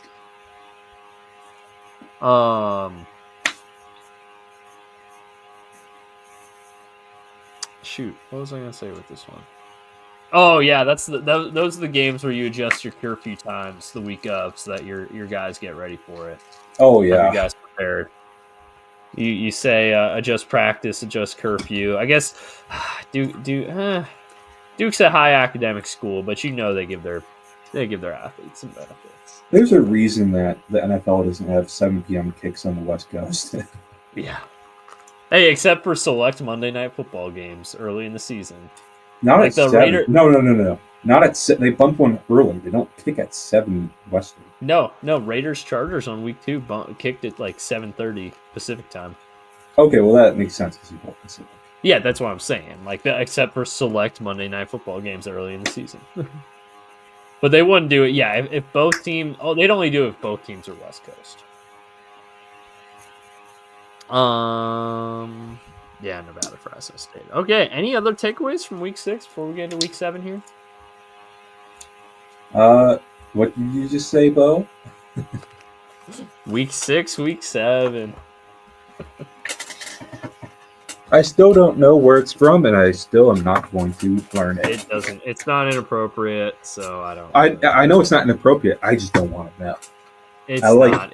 It literally means nothing. I know, and I like being in this blissful world of That's the not best knowing. place to be. It's It the is. best place to It's be. great. I hear it from my players. Everyone wanted, all the linemen wanted number 67 this year. Oh, absolutely. Plus, everyone wants to be number 67. Because when we give out JV jerseys, we don't let them keep the jerseys. We just take them back right after the game, so they don't have to sign jersey numbers. You just got to be eligible and ineligible, and they all, of course, all the skills want the single digits, and then all the linemen want number 67. I love it, man. The funny thing is, such an ugly number. Like 5 years ago. No, yeah. Oh, these kids don't understand good numbers anymore, man. Yeah. They thought 70 was a bad number. Oh, that's a beautiful number. They thought 79. Here's the numbers they didn't want in the 70s: 70, 77, and 79. Hey, we actually. And those are the 3 best 70s. Yeah. Because so they didn't want 70, 77, or 79. It's always the hottest ones, in my opinion, for linemen were always 0s, 9s, or double digit. I always wanted 55. 55 was my number. Oh yeah, any like double digits is sick number. These kids don't want 70, 77, or 79. Okay, 79 is an ugly number. I got no. I disagree. 79's ugly. No, you always wanted 0s, double digits, or 9s. I know one number with a 9 at the end that a lot of linemen wanted. Oh yeah, they never let us have that number in high school. I know. Yeah, they wouldn't let us either. And we don't have that number either. They don't even have it. Yeah, I know. They wouldn't even make that jersey usually. I always wanted either 90 or 99, but they wouldn't let us be in the 90s. Yeah, that's fair. Also, comment here. Ohio State and Oregon, best 2 teams. Ohio State, yes, but I have Miami over Oregon. I think Miami would beat Oregon. I mean, they have awesome receivers and awesome pass rush. Yeah, and that's really what it takes in college. Miami moved up to number 2 in the AP poll this week too. If they had a better quarterback, I think it would be a really interesting conversation between Ohio State and Miami. I think Miami has. I should say he has. He's been solid, but I still don't trust him. I think Miami's top end talent, if you're going number 1 and number 2 players on the team, might be a little better than Ohio State. I mean, honestly, who hasn't had as crazy of a year as we expected? Jeremiah Smith. Yeah. So it's Caleb Downs and Jeremiah Smith versus Ruben Bain, and which receiver do you want to choose? Which receiver of the 2 for Miami? Shoot, CJ Collins, man, he's just so fun to watch. I know they're awesome, man. They're awesome, but I mean, I take Miami right there. Maybe I'm biased because I like my D lineman, and Caleb Downs is awesome, but I think I take Miami there. I think I do, and we'll see. I don't know. I'd still take Ohio State right now. I'm saying top end talent. No, we're right. Yeah, that's fair. That was what the debate was about. They're number 1 and number 2 players. That's the point I was making. In a matchup, I take Ohio State. Yeah. Oh yeah. But I think it's tight, man. I think it's low scoring. But that would be. I don't know, man. Bradley, not even close. I mean, they're the number 2 team.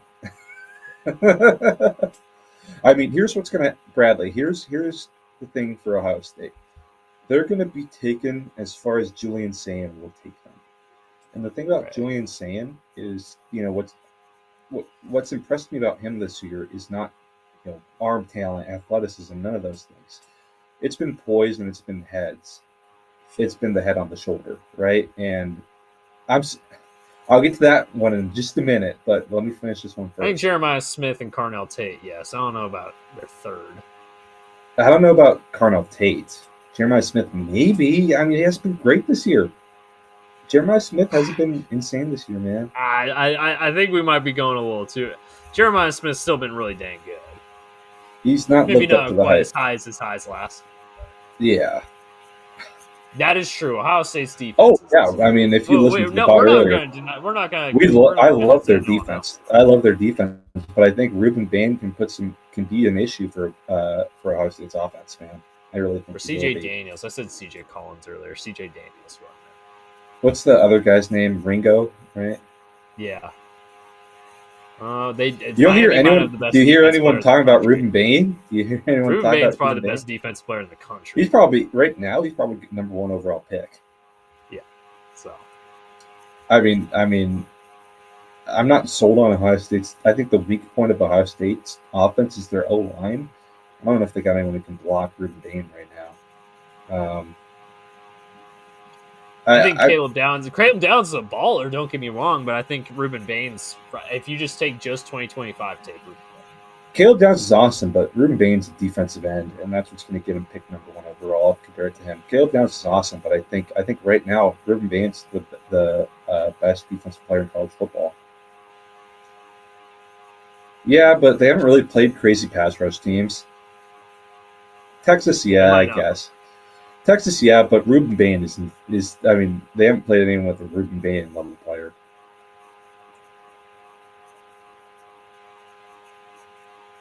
It's no disrespect to Ohio State, by the way. I mean, no. I mean, we've. I think we just went on a spiel about how Ohio State. I talked about Ohio State's defense for like 5 minutes earlier. Go rewind, Bradley, or one step to take a look. I mean, I'm a big fan of. I coach defense, and I'm a big fan of what Ohio State. I think overall. Miami played Notre Dame. Miami played Florida State. Miami played USF, Florida. USF. I don't think that's true. I think that one's false. I think Miami's had a better schedule. Yeah. Let's check. I just want to confirm this. Hold on. Ohio State. Better overall records. I mean, that doesn't mean much to me, especially in week 6. That means nothing to me. Call me back when the season's over. I mean, I really can't. I think if you look at like ranked teams, Miami's beaten 3 ranked teams. I don't think Ohio State's beaten a single ranked team. Yeah, I know Texas was the number 1 team in the country when they played, but they're not. Yeah, but Texas stinks. And Texas stinks, yeah. Minnesota was 4-1. Washington was that's true. I mean, if you want to talk. I mean, we're Washington fans. Washington fans. I don't think Minnesota's any good, personally. I don't think they're that good. If I look, Texas, Grambling, Ohio State, Washington, Minnesota versus Notre Dame, Bethune-Cookman, South Florida. Yeah, come on, man. Bradley, Florida beat Texas. Florida beat Texas. FSU beat Bama. Yeah. No, this isn't disrespectful to Ohio State, by the way. And South Florida beat Florida. I think we're just trying to make the argument here that I think Miami's, like, the teams they've beaten are more impressive than what Ohio State's done. And by the way, this is coming from 2 Washington fans. Yeah. I mean, we, like, I don't think you're getting the point what we're saying here. No, okay. All right. We're good. What we've been saying is basically we think that these are the 2 teams that are the class of the NFL, or college football, and we're interested in this matchup. Yeah. Also, you weren't on the stream earlier when we said I don't think there's going to be a team on Ohio State's regular season schedule that scores more than 10 points on them. Yeah. I mean, I talked about the schematics of Ohio State's defense. Ohio State's defense is insane. I just think so well coached. And I think, again, the argument that even brought this up was we think Miami's a little, yeah, you're good. But the argument that originally brought this up was Miami versus the top two players on Miami versus Oregon. the top two players.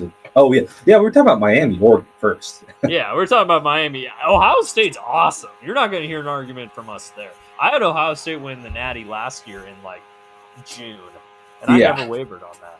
Oh, yes, you did. Quite a few times. Yeah. Okay, That's however, I wavered much more than you did, so I'm not one to talk. So don't get me wrong, I'm very much a believer in Ohio State. You kind of caught us in a moment of hyping up Miami. Yeah, I think so. Miami, Oregon. I mean, I think it's close. I think Miami would definitely beat Oregon. I do. I think they would, but I think it's close. No, you're good. Nothing to be sorry for, Doc. Nothing to be sorry for. You're good. That's what this is. We want there to be debate in this show. It's good. It's good stuff. That's good though. Hey, you know what? Ruben Bain versus Caleb Downs is going to be a very fun conversation in March and April. It will be. Disagree with what? Oregon and Miami? Oregon or Miami over Oregon. I mean, it's fair if you disagree with it. That's fine. Yeah, I mean, I don't think Oregon. I could see the argument. I see the argument for Oregon being better. I think right now, I mean, if you go it's hard to say body of work because this is really Dante Moore's first full season. I get the trepidation. Yeah, it's true. I think Oregon played a terrible schedule. Yeah, I don't think they've played anyone interesting, especially now with what Penn State did against UCLA. Yeah, I think Penn State. I think Miami's played one of the hardest schedules in college football. Yeah. Penn State win does not look like they did 2 weeks. No one on Oregon's defense scares me like Ruben Bain, right? Or Caleb Downs, or Arvo Reese. Yeah, I don't think Oregon's really played anybody at all. I mean, their best wins probably. I think Oregon's team last year was absolutely better than this year's team. Oh, well, I mean, Penn State's probably the best one still, but... Yeah. I don't know about that. Penn State versus Northwestern, I'd still get... I know we love crapping on Penn State right now, and deservedly so, but I think it's still... No, I said no. I was saying I don't know about that, too. Truth be told, no wins are looking good. It's like, I don't know about that. I think Miami's wins are looking pretty good. Oh, I interpreted that as Oregon. Oh, okay. I don't think any of these wins look great in hindsight. No, especially Oklahoma State and Penn State. Yeah, Oklahoma State and Penn State. I mean, it's very funny. Like after playing Oregon, they have humiliating losses. Yeah. Northwestern. I mean, yeah, their closest game here is Northwestern. No, I mean, Penn State was closer. Never mind. What am I saying? Northwestern, I mean, you go on the road. I don't know. I don't know if FSU got embarrassed. Both their losses came to... I mean, it's like UVA might be a good team. And, I mean, Notre Dame I can understand. Notre Dame I get. Yeah, Notre Dame's fair. I think Notre Dame's fair, but I think that's still better than any of Oregon's wins right now. Yeah, and I mean, FSU took it to Bama, and what's Bama right now? Yeah, they're 8 now, I think. I confirm. Yeah, they're all the way up to number 8 now. So, I don't know. They probably played a harder schedule than anyone not named Florida. Yeah, Florida's just going through a murderer's row right now. Florida had a brutal schedule last year. South Carolina's next 5 games. Let's see.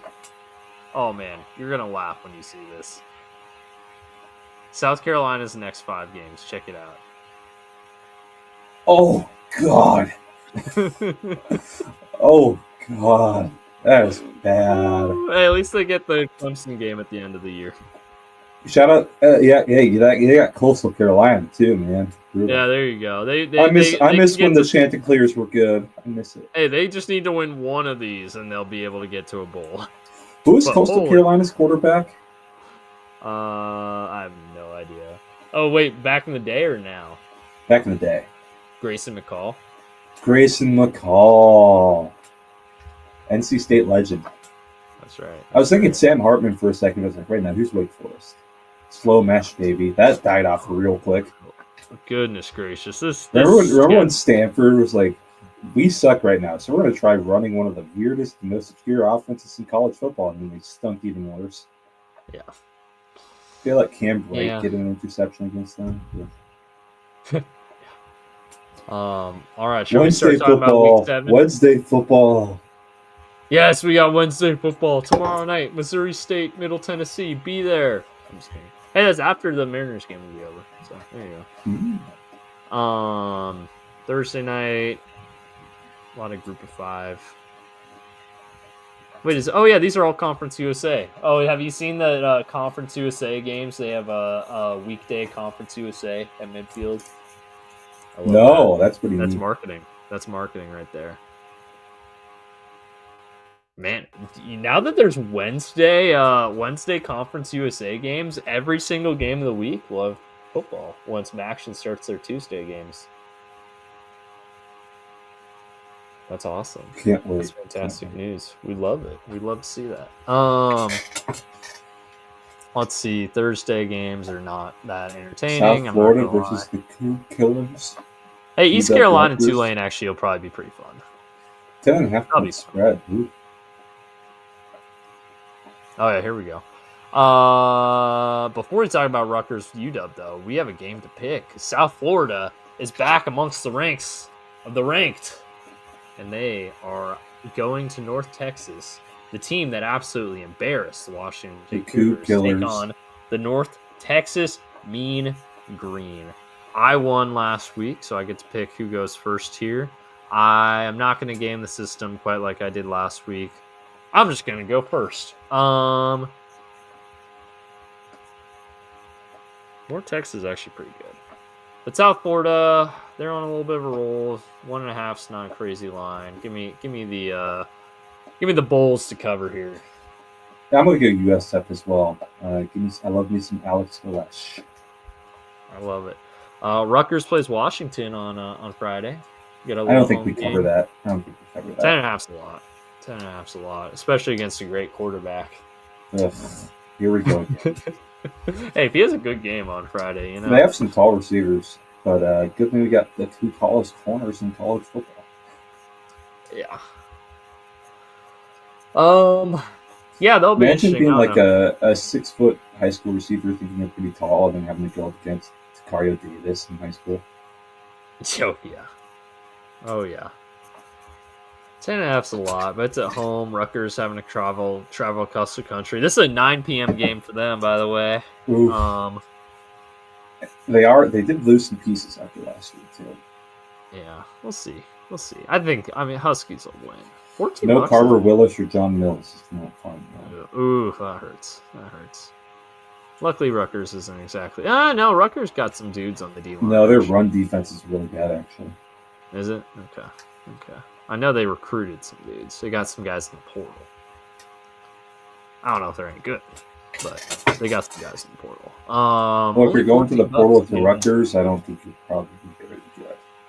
That's fair.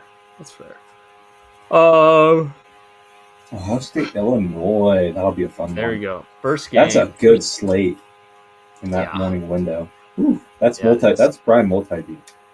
Oh, yeah. It'll be a beautiful multi-view with Stanford SMU. No, but honestly, these 2 games, ignore the rest of the slate. Just these 2 games here. Yeah, it's a great morning slate here. Ohio State, Illinois, and Bama, Missouri. Here we go. But we'll start with Ohio State, Illinois. Ohio State traveling to Champaign. That's right.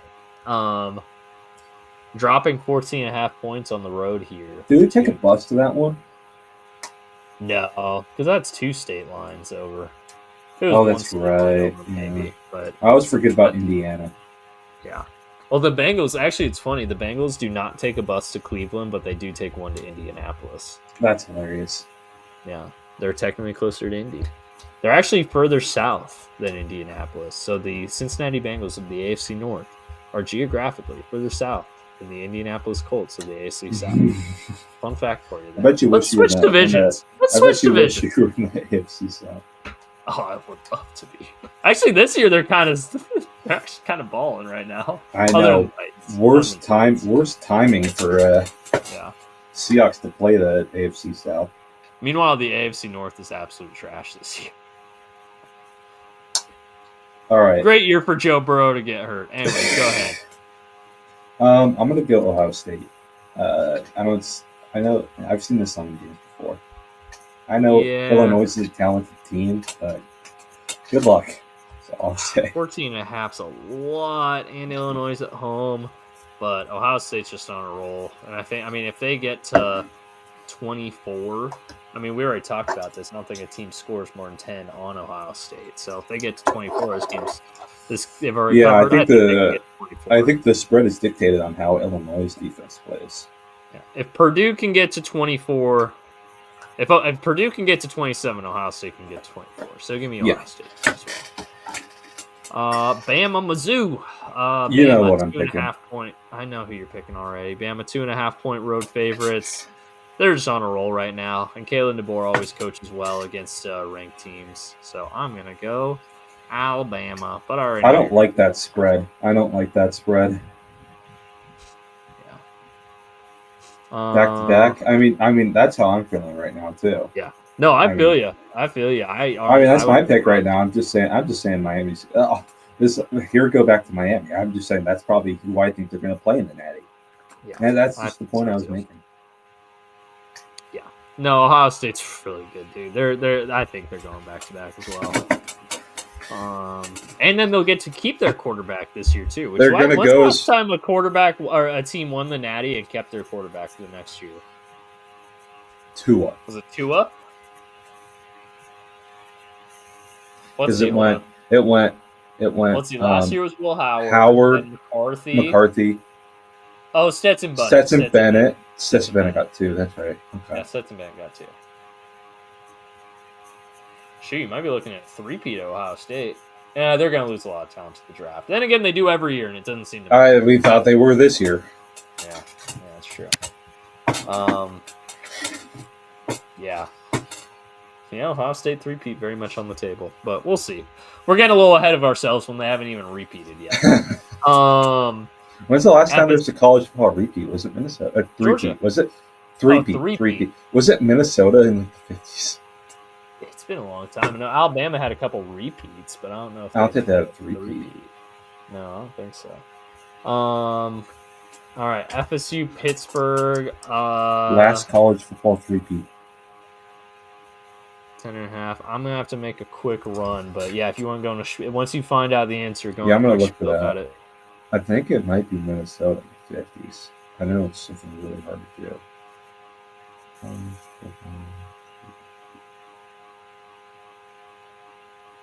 Here it is. The Minnesota Golden Gophers are the only team to win 3 consecutive national championships from 1934 to 1936. So that's pretty crazy, honestly. That's kind of surprising. I think it must have been a lot harder back in the poll days that decided it. And it was a lot more regionalized too, so they won't play each other. I think there's a possibility that can happen maybe more these days if it weren't for the portal and NIL. I think that makes things really difficult of retaining talent and developing talent. Shout out Buckeyes for just totally replenishing that defense after losing a lot of pieces. Honestly, I think this year's defense is better than last year's. Maybe it's coaching, but I think I would advise on JTT and Jack Sawyer. I think having Arvell Reese out there would just be insane. That's hilarious. AP poll Natty's pretty funny. UW should have won 85. We should have 3, if not more, depending on which ones you recognize back in the leather helmet days. But jeez. Yeah, I'm surprised that Bama never repeated under Saban, but I'm sure it's pretty cool to do it back then, especially in the SEC when they were paying players when everyone else wasn't.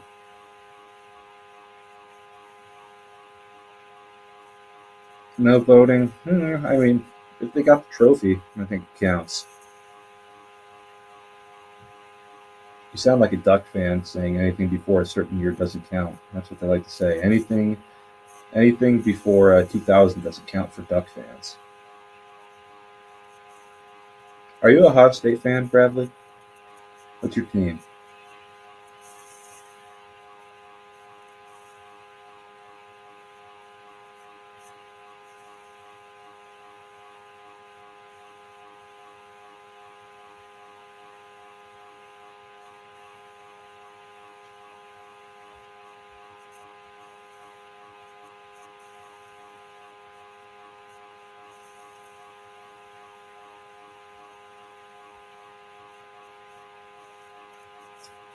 What's your team, Bradley? I'm curious here. Diehard Buckeye, got it. So you've finally gotten exposed to how annoying Duck fans are, because we've been dealing with this stuff out in the West Coast forever. They're the worst. I say anything before 1936 don't count. You know what? That one's fair. Pre-World War II stuff's kind of... No, I changed his mind on this one. I say if you got a trophy, it counts. They were still playing games. They were still... I mean, hey, people were dying playing football back then. Shout out Teddy. I'll say... That's when men were men. That's when real men played football. And they were dying from it. I've had this debate with Browns fans specifically who claim to be 11-time world champions. Okay, that doesn't get... Because of their pre-segregation rings, as I like to call them. Pre-segregation. No voting, I say BS. I don't care. Who cares? I'd say we'd be in a world of hurt with how the votes are now. I mean, I don't think the votes are particularly good. If you got a trophy, I say it counts. So my dad's a Lions fan. He always says, Lions are world champions. Seahawks have never been world champions. Whenever I bring up rings. Poor Browns missed the chance at the first dynasty with the merger being 10 years too late. Yep. Anyways, I'm back. So here we are. FSU, Pittsburgh. It's my pick, I believe. Yeah, it's your pick. I'm going to go FSU. I can't believe Narduzzi's still there. This could be his last year. No bad thoughts jar this year. We need a bad thoughts jar for our team. Jeez. FSU's gonna they're dismantling Pittsburgh. I'm sorry. At home, they're gonna be mad after they're on a little bit of a skid right now. They're gonna be pissed about that. Panthers are also terrible. Pittsburgh lost to this West Virginia team. I know rivalry games are always a little funky, but this West Virginia team's terrible. And Pitt lost by multiple scores. So yeah, FSU's taking care of this one. Other early slate games: UCLA, Michigan State, the class of the Big Ten, right there. Let's see. I'm taking Pitt upset. Oh boy, alrighty. We love the juice. We love the juice. I don't know about it. We love it. Oh, that's why. Okay, I see you. Hey, we love haters. We love haters. I'm a big time hater. Okay, I get it. That's hilarious. That's good. Hey, love it, man. I picked against Alabama every game for the past 2 years. Okay, I feel you, buddy. You're right at home here. He picked against what team did they play last year? Mercer. That's right. You picked Mercer with no spread, so to win straight up. That was incredible. That was pro hater right there. I'm the biggest hater, as they say. Yes. Back in the soundboard era. A classic ACC matchup here, Stanford SMU. Yes, sir. A classic Big 12 matchup, UCF Cincinnati. Oh man, these 3 games here in the early window. These are the classic matchups of their. Oh yes, right there. We love realignment, don't we, folks? Oh, we love realignment. Let's see. Other morning games. And Bradley, I was still the picks champion last year, even with picking Mercer to beat Bama. He was. And that was when we had 3 members on, too. Hey, Kyle Lewis, baby. Mercer legend. There you go. All right, here we go. We got to Wazoo. Their first appearance on the picks board this year. Oh, this one's going to be brutal. are going down to Oxford, and they are going to lose by a lot to Ole Miss. Yeah, that would be an interesting one. I assume you're picking Ole Miss. Oh yeah, this would be ugly. Yeah, UCF Cincy will be interesting. UCF has been able to have some fun games. As much hate as Scott Frost got at Nebraska, I really loved Scott Frost 1.0 at UCF. I thought he ran a really interesting offense, and I mean that UCF UNC game that you saw it again. I mean he's great at. It's very Chip Kelly Oregon at adjacent, because he was assistant there. Loves his QB runs. He draws it as well. Shout out Mackenzie Milton. One of those old Harris highlight videos I love to watch is that UCF USF 2017, I think. Am I accused? Mm-hmm. Your boy for USF tight end fumbled the game away. Played for the Bengals. JT Wilcox. Oh, yeah, Mitchell Wilcox. Mitchell Wilcox. Yep. Ole Miss might be the most underrated team. I don't know what to think about Ole Miss because it really felt like last year was the year. They had a ton of talent everywhere, especially on defense. But I don't think they're returning the talent they had, and Lane always finds a way to choke it. Oh, do you know the fun storyline for the Wazoo game? What's that? You know what happened the last time Lane Kiffin played Wazoo? Did you get tarmacked? You got tarmacked. You got tarmacked? Wait, no, I don't know. Wait, no. I think I'm wrong. I don't think that's it. Damn it. Let me check. Who did he get tarmacked against? Had to be a road game for his tarmac. Yeah. Yeah, Ole Miss is. I was not a believer of them early in the year, but ever since they moved to Wait, no. Lane Kiffin got tarmacked at Tennessee. Oh, did he? I could have sworn he got tarmacked at USC. Wait, no. Okay, yeah, no, this one's wrong. This one's just wrong. Oh, he got fired by Tennessee. I didn't know he got tarmacked. Or did he? Yeah, no. This article is just wrong. This article is just wrong. Okay. Let's see. Everyone always forgets that Lane Kiffin coached the Raiders.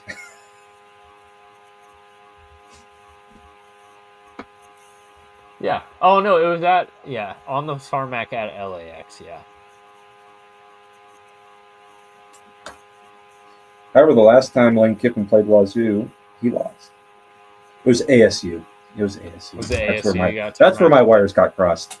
But no, the last time he played Wazoo, he lost. There you go. Okay, Indiana, Oregon, college football game day.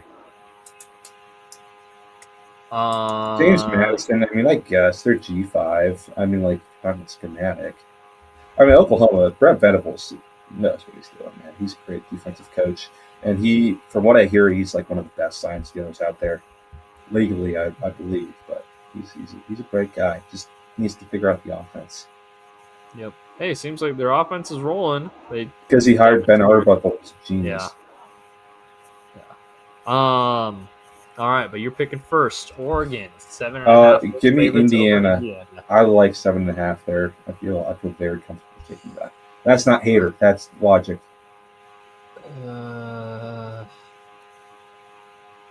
In Autzen, man. I don't know. It's funny because I was the one who talked you into Fernando Mendoza being any good, but I don't know. Last time I saw Indiana go on the road to a top 3 team, they lost 30. Yeah, that's true. So I mean, I might go to Oregon. Red River rivalry here. Texas, Oklahoma played in the heart of Dallas. We got Texas State Fair happening. Played in the Cotton Bowl. I'd love to go to the Texas State Fair. Looks awesome on TV.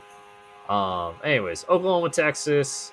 OU, obviously number 6 in the country, but Texas still favored largely, I imagine, because of the John Mateer injury. This game is so different if Mateer's playing. Because if Mateer's playing, I get this line. I'm taking Oklahoma every single time. Texas makes me think, though. Texas also tends to get up in this game, historically speaking. Whichever one of these teams is down, usually the other one will kind of come up. Let's see. What's the interwebs saying about John Mateer? If it's could, I think that means no. Did you see that last one? There you go. Could he play? That probably means no. Okay. No, I'm leaning towards no. So I'm projecting as if he's not playing. Is it crazy? I might still pick Oklahoma because Arch Manning against this defense is going to have a lot of problems. I don't know. You ask our boy Bradley. Yeah, it's true. Shoot, give me the Sooners. I am also taking Oklahoma. I think the Oklahoma D line is going to have Arch in hell. Yeah. I mean, and no material, no win. I get that sentiment, but I don't think my question necessarily with Oklahoma is like. I think this is going to be a low-scoring game because I just think Texas' offense is that bad with Arch at the helm, and Oklahoma's got a great defense. That's my standing on it. I see the reasoning though. Anyways, Virginia Tech, Georgia Tech, battle of the ACC Techs. Georgia Tech 14.5 home favorite over the Hokies. You're picking first. Who you got? I'm going to go Georgia Tech. Sting them, baby. I do not trust interim head coaches. I tend to agree. Yeah, I think Virginia Tech's also just awful. So, 14.5. It's a big score, but it might not be big enough with how bad this Virginia Tech team is. They are rough, man. Next game here, NC State visiting Notre Dame. Notre Dame 21.5 point favorites. Who's NC State played?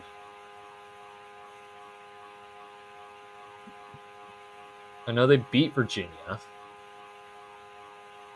Okay, they started 3-0, but other than Virginia, not really an impressive 3-0. Lost to Duke. Lost to Virginia Tech. Ooh. Came back on Campbell.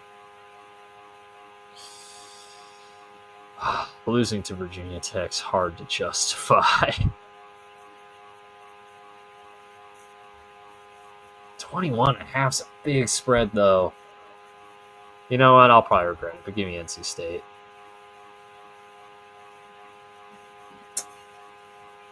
I'm thinking Dave Dorn, you're fired, hot shot. Iowa State, Colorado. Iowa State going on the road to Boulder, taking on the Buffaloes with dropping 2.5 points on their trip over. Dion says he's going to coach in this game despite getting surgery on his foot. Or not his foot, his lower leg. Blood clots in his lower leg. Tomorrow, I think. So he's going to get surgery on Wednesday and coach on Saturday. I can talk right now. Who you taking? I'm going to go Iowa State. I like that spread there. I think I'm very comfortable with that one. I agree. This bounce back game for Iowa State here after last week, too. Other games, Northwestern, Penn State, Oregon's two best wins going head-to-head. Penn State 21.5 point favorites. Dog, they might not score 21.5. Let's be real. Nebraska, Maryland. That could be fun, actually. That's going to be a fun game, Nebraska, Maryland. Wake, Oregon State. What's with Oregon State playing all these ACC games? Why are they playing the ACC? They just really want to be Cal and Stanford, I guess. TCU, K-State. It's going to be a lot of scoring in that one.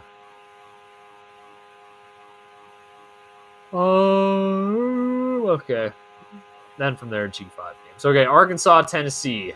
Tennessee, 11.5 point favorites in the first game of this post-Sam Pittman era at Arkansas, I believe. Did they play this weekend? Actually, that might not be true. Hold on. Nope, they didn't play. So this is the first game of the post-Sam Pittman era.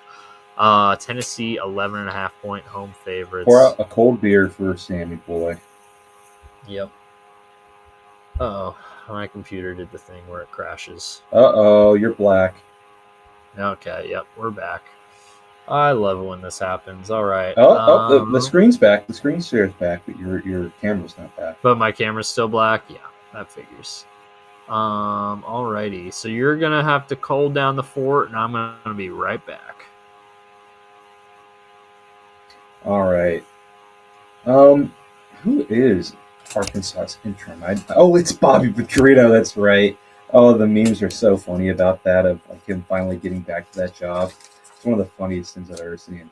Yeah, I mean, maybe he's going to score a whole lot of points. Who knows? But I mean, it's very funny seeing Bobby Petrino back in the SEC, especially at Arkansas. Yeah, good old Bobby boy. So that's me. Hey, Bo, do you know who the interim is at? You know? Yep, isn't that so funny? Hello. He's the interim. That's insane. Did I even talk about? I picked Tennessee, and I don't even remember talking about why I picked Tennessee. It's because Arkansas sucks. There you go. I can talk. I swear. I promise. Yeah, 11.5 for Tennessee. They're rolling right now, offensively at least. Anyways, did you pick already while I was gone? No, I did not. But I am going to take Tennessee. This spread not is all the differences this week. If the spread is this, if the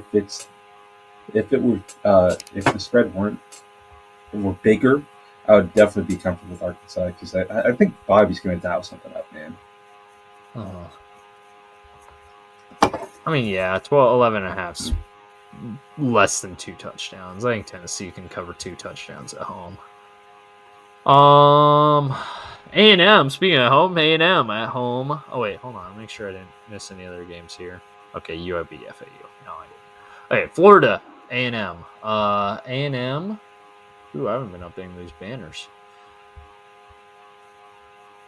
There we go. A&M, 7.5-point home favorites over a Florida team that just beat Arch Manning. So they beat one Texas team. Can they beat the other? What say you?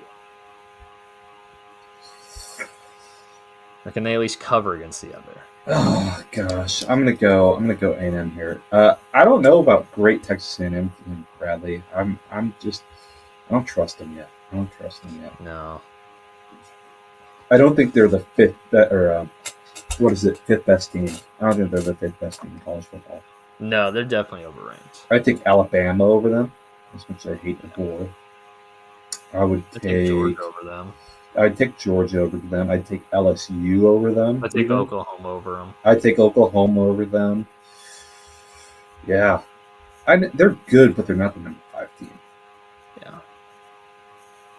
They're good, not great, not number 5. Yeah, give me A&M. Give me A&M to cover. I never pick A&M too, so it's kind of funny. But yeah, 7.5 at home against a not great Florida team. Like, yeah, I know they just beat Texas, but kind of more a reflection of how we feel about Texas. Yeah, give me A&M to cover there. They're good. They are good. Let's see here. Iowa, Wisconsin, classic Big Ten West game. Oh yeah, throwback. All right, and then into the next slate of games here. Texas Tech hosting Kansas, 14.5. Yeah, give me the Red Raiders all them. day. They're rolling right now. They're such a good team right now. I was doing McGuire's a good coach, and now he's finally got some resources at his disposal. Yep. Georgia going on the road to Auburn. A little bit of a rivalry game. One of the 3 designated rivalries by the SEC, which some of those are ridiculous, but that's a story for another day. Georgia against their rival Auburn, dropping 3.5 points on the road. Who you got? I think I got Georgia. I think it's a tight spread. I think Auburn's more talented than people realize. But I think Georgia's going to come out here. But weird things happen there. It's the Iowa of the South. That's the thing. This spread is, it's not literally a field goal, but it's basically a field goal. Do I think Georgia wins by more than a field goal? I think they do. So, give me UGA. USC hosting number 15, Michigan. USC 2.5-point home favorites over Bryce Underwood and Sherman Moore and his squad.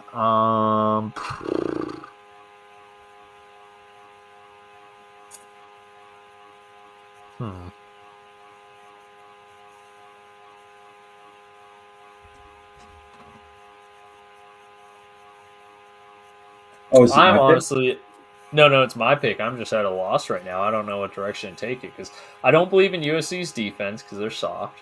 I don't believe in Michigan's offense. And I don't then really there's the believe in travel Michigan's factor defense too. either, but there's the travel factor. But USC favored over a number 15 team? I know it's Michigan, who we don't necessarily love, but USC favored? If I was getting USC with points here, I'd probably take USC. Jaden Mayava has been playing well. I'm going to regret it, but I'll take USC.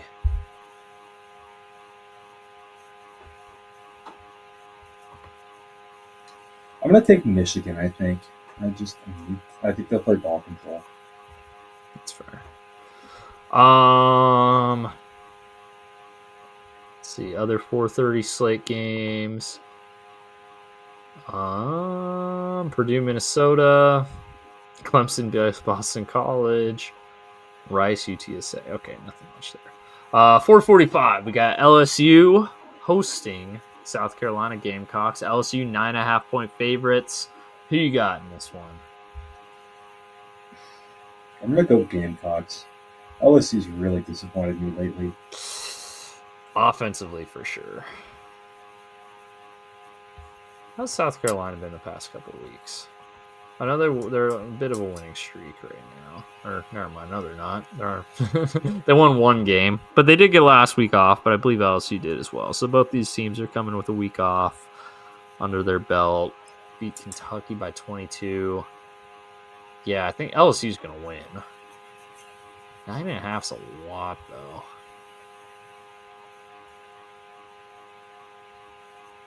Nine and a half's a lot. I don't know.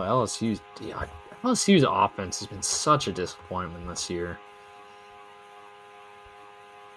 17, beat Clemson by 7, Louisiana Tech by 16, Florida by 10, lost to Ole Miss. Yeah, they haven't even, other than Southeast Louisiana, they haven't scored more than 24 all season. No, they haven't scored more than 23 all season. Never mind. Yeah, I think I'm with you. Give me South Carolina. Give me my boy Lenoris. Attaboy. I'm bummed you picked them down. BYU, U of A. BYU 1.5-point road favorites in Tucson. How dare they? How dare they favor BYU in the great city of Tucson over my U of A Wildcats? They're right. Give me BYU to cover, but how dare they still? I love that spread. I know you know BYU is a team that I just love watching. I think they're so well coached on offense and defense. They have such old players. So give me BYU. How dare they? They have a nasty D and a nasty offense, man. They're so no, they're just a really good team. Yeah, I can't be mad about it. I say in jest, of course. I would love Arizona to get the upset in this one game, though. It'd be fun. It would be. Would they storm the field after beating BYU? Dude, I feel like field storming happens after every somewhat upset win nowadays. It used to have to be like a massive upset to storm the field. Now, if you pull off any sort of upset, you storm and you're at home, you storm the field. It's getting a little ridiculous. Really, top rank every category. Well, that DC is about to get paid somewhere. Yep. Let's see. New Mexico. New Mexico, Boise State should be fun. I like field stormings. I disagree. They're fun. Don't get me wrong. They're fun. The vibes are cool, but it happens for everything now. Yeah. I feel like it used to have to be like Vanderbilt over Alabama. That was a deserved field storm right there. But now it's like, like last year when ASU beat BYU, they stormed the field. Come on now. Y'all are basically the same team historically. Anyways, getting off my high horse here. If you want to storm the field, have fun. Have a great time with it. I just think we're getting a little ridiculous. ASU going to Utah. Utah dropping 5.5 points. Speaking of ASU, funny thing that we transitioned to that. ASU 5.5 point dogs in Salt Lake City. Who you got? 5.5, man. I hope Yankee is a baller, but I still.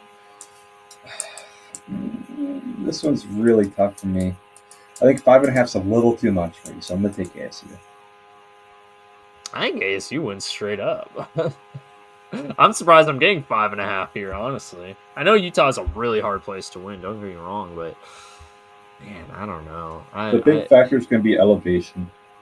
Yeah, that's true. I mean, yeah, that's fair. I don't know. ASU's really starting to come alive the past couple weeks after the early season blunder.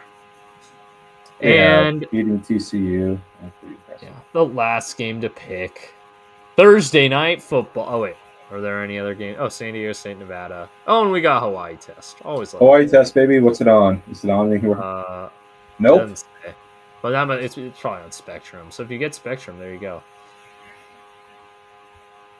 All right. New York Giants hosting their hated rival, the Philadelphia Eagles. Eagles dropping 6.5 points on the road. You won last week, and actually pretty convincingly. I think it was your look at that season from a different standpoint. Not that one. Wait, yeah, no, go up to this one early.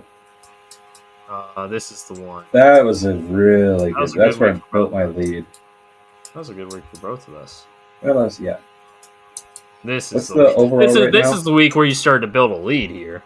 Yeah, that's true. Because I was only down 1 on you till this week. Anyways, who do you want to project for first here? I will take this one. I will take the Eagles. All right, go ahead then. Bounce back game, right? Bounce back game. Hurts has got to get it right. Got to get the running game going. Got to fix the defense a little bit. You know, you lost to a mobile white quarterback. Well, you're facing a mobile white quarterback again. Rookie, dial it up a little bit. Vic Fangio, confuse him. You got some stuff in your bag. Not the blitzes, but the coverages. You got some pieces moving around a little bit. Move around Q and Beijing. Oh, go ahead. Sorry, I just took a drink. Try to settle Jalen Hurts down. Get those receivers involved more. AJ and Devontae. Just flush that last game. Yeah. All right. For the Giants here, it's going to start with the defensive line. When the Giants have been competitive and they've been rolling this year, it's because the defensive line's been rolling. Burns, Carter, Lawrence, those guys, and they're obviously all capable of having huge games. I mean, look what they did against the Chargers. That was awesome. But they need to do it again, and Philadelphia is a much tougher challenge than they've really had to face all year on that front. I will say Philadelphia's offensive line hasn't been quite as good as I think we all thought it would. I think losing Mekhi Becton's been a little bit more of a loss than anyone projected. Still, though, they are who they are. They're a good, well-built team up front. For New York, I think this game being at home definitely helps. Thursday night home is usually a pretty big advantage. I think there's enough dysfunction right now in Philadelphia's passing game that if New York can get after Hurts enough that they can keep this game close. And then from there, it's just up to Jackson Dart to do fun stuff on offense because Philadelphia's secondary has been struggling a lot. No, their DBs have not had the same year that they did last year when they were dominating everybody. So it's going to be kind of up to Dart to make some stuff happen with his legs to open up the passing game a little bit. Obviously, if the running backs can get it going too, that'd also be great. But they can't let this deep Philly front get after them too much, which could be tough. But who are you going to pick? I'm going to take the Eagles. I'm also going to pick the Eagles. I think the big difference maker is going to be that Giants D-line. See if they can get active. Like I've said all season. This is funny enough. This is a strength on strength, but also a not quite as much of a strength as we projected it. Because we projected the Eagles' offensive line, the Giants' defensive line to maybe be the best offensive and defensive lines in football, respectively, and they've both been good. but not quite as good as I think we projected. Mm-hmm. Yep. So, all right, Bradley. So you said you want us to go over our picks again, so you can write and compare.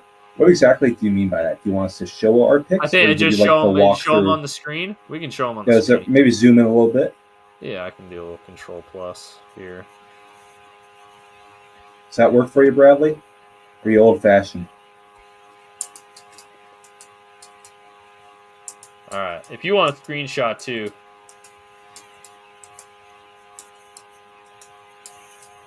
Yeah, hop in, follow along anytime anyone wants to join in our little picks game. Maybe we should have like a create a pick'em league or something. Well, maybe that'd be cool. A little late for this year, but next year we'll do that.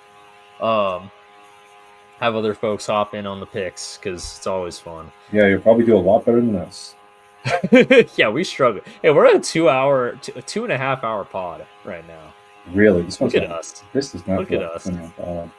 Well, like the chat started crazy, and now it's like pretty composed now. Yeah. We got ball numbers in the chat now. We got ball. We got ball numbers.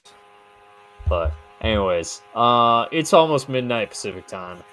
It's even later other times, so I think it's about time for us to hop off. But we'll be back Thursday for the rest of our NFL picks, Big Ten, and go college football. Let's go. Yes, sir. Thursday night we'll be back for NFL picks, breakdown all of the Week 5 action, break down the biggest news ever that Joe Flacco is going to lead the Bengals to a Super Bowl. Yeah. I can't believe someone in the chat thought I was serious when I was like excited about Joe Flacco. I thought that was obvious sarcasm. But anyways, he is a very elite quarterback. Yes, sir, Bradley. That's going to do it for this episode of the West Coast Draft Podcast. Again, join us Thursday night for our NFL picks. Closing thoughts, Mr. Jokinan? If one of us starts pick league, all of us start pick league. If one of us is like, all of us is like. If one of us is grab, all of us is grab. Thanks for watching. If one of us is a very elite quarterback, we're all very elite. Oh, I should have done that. Damn it. All right. Thanks for watching. Drive safe, folks.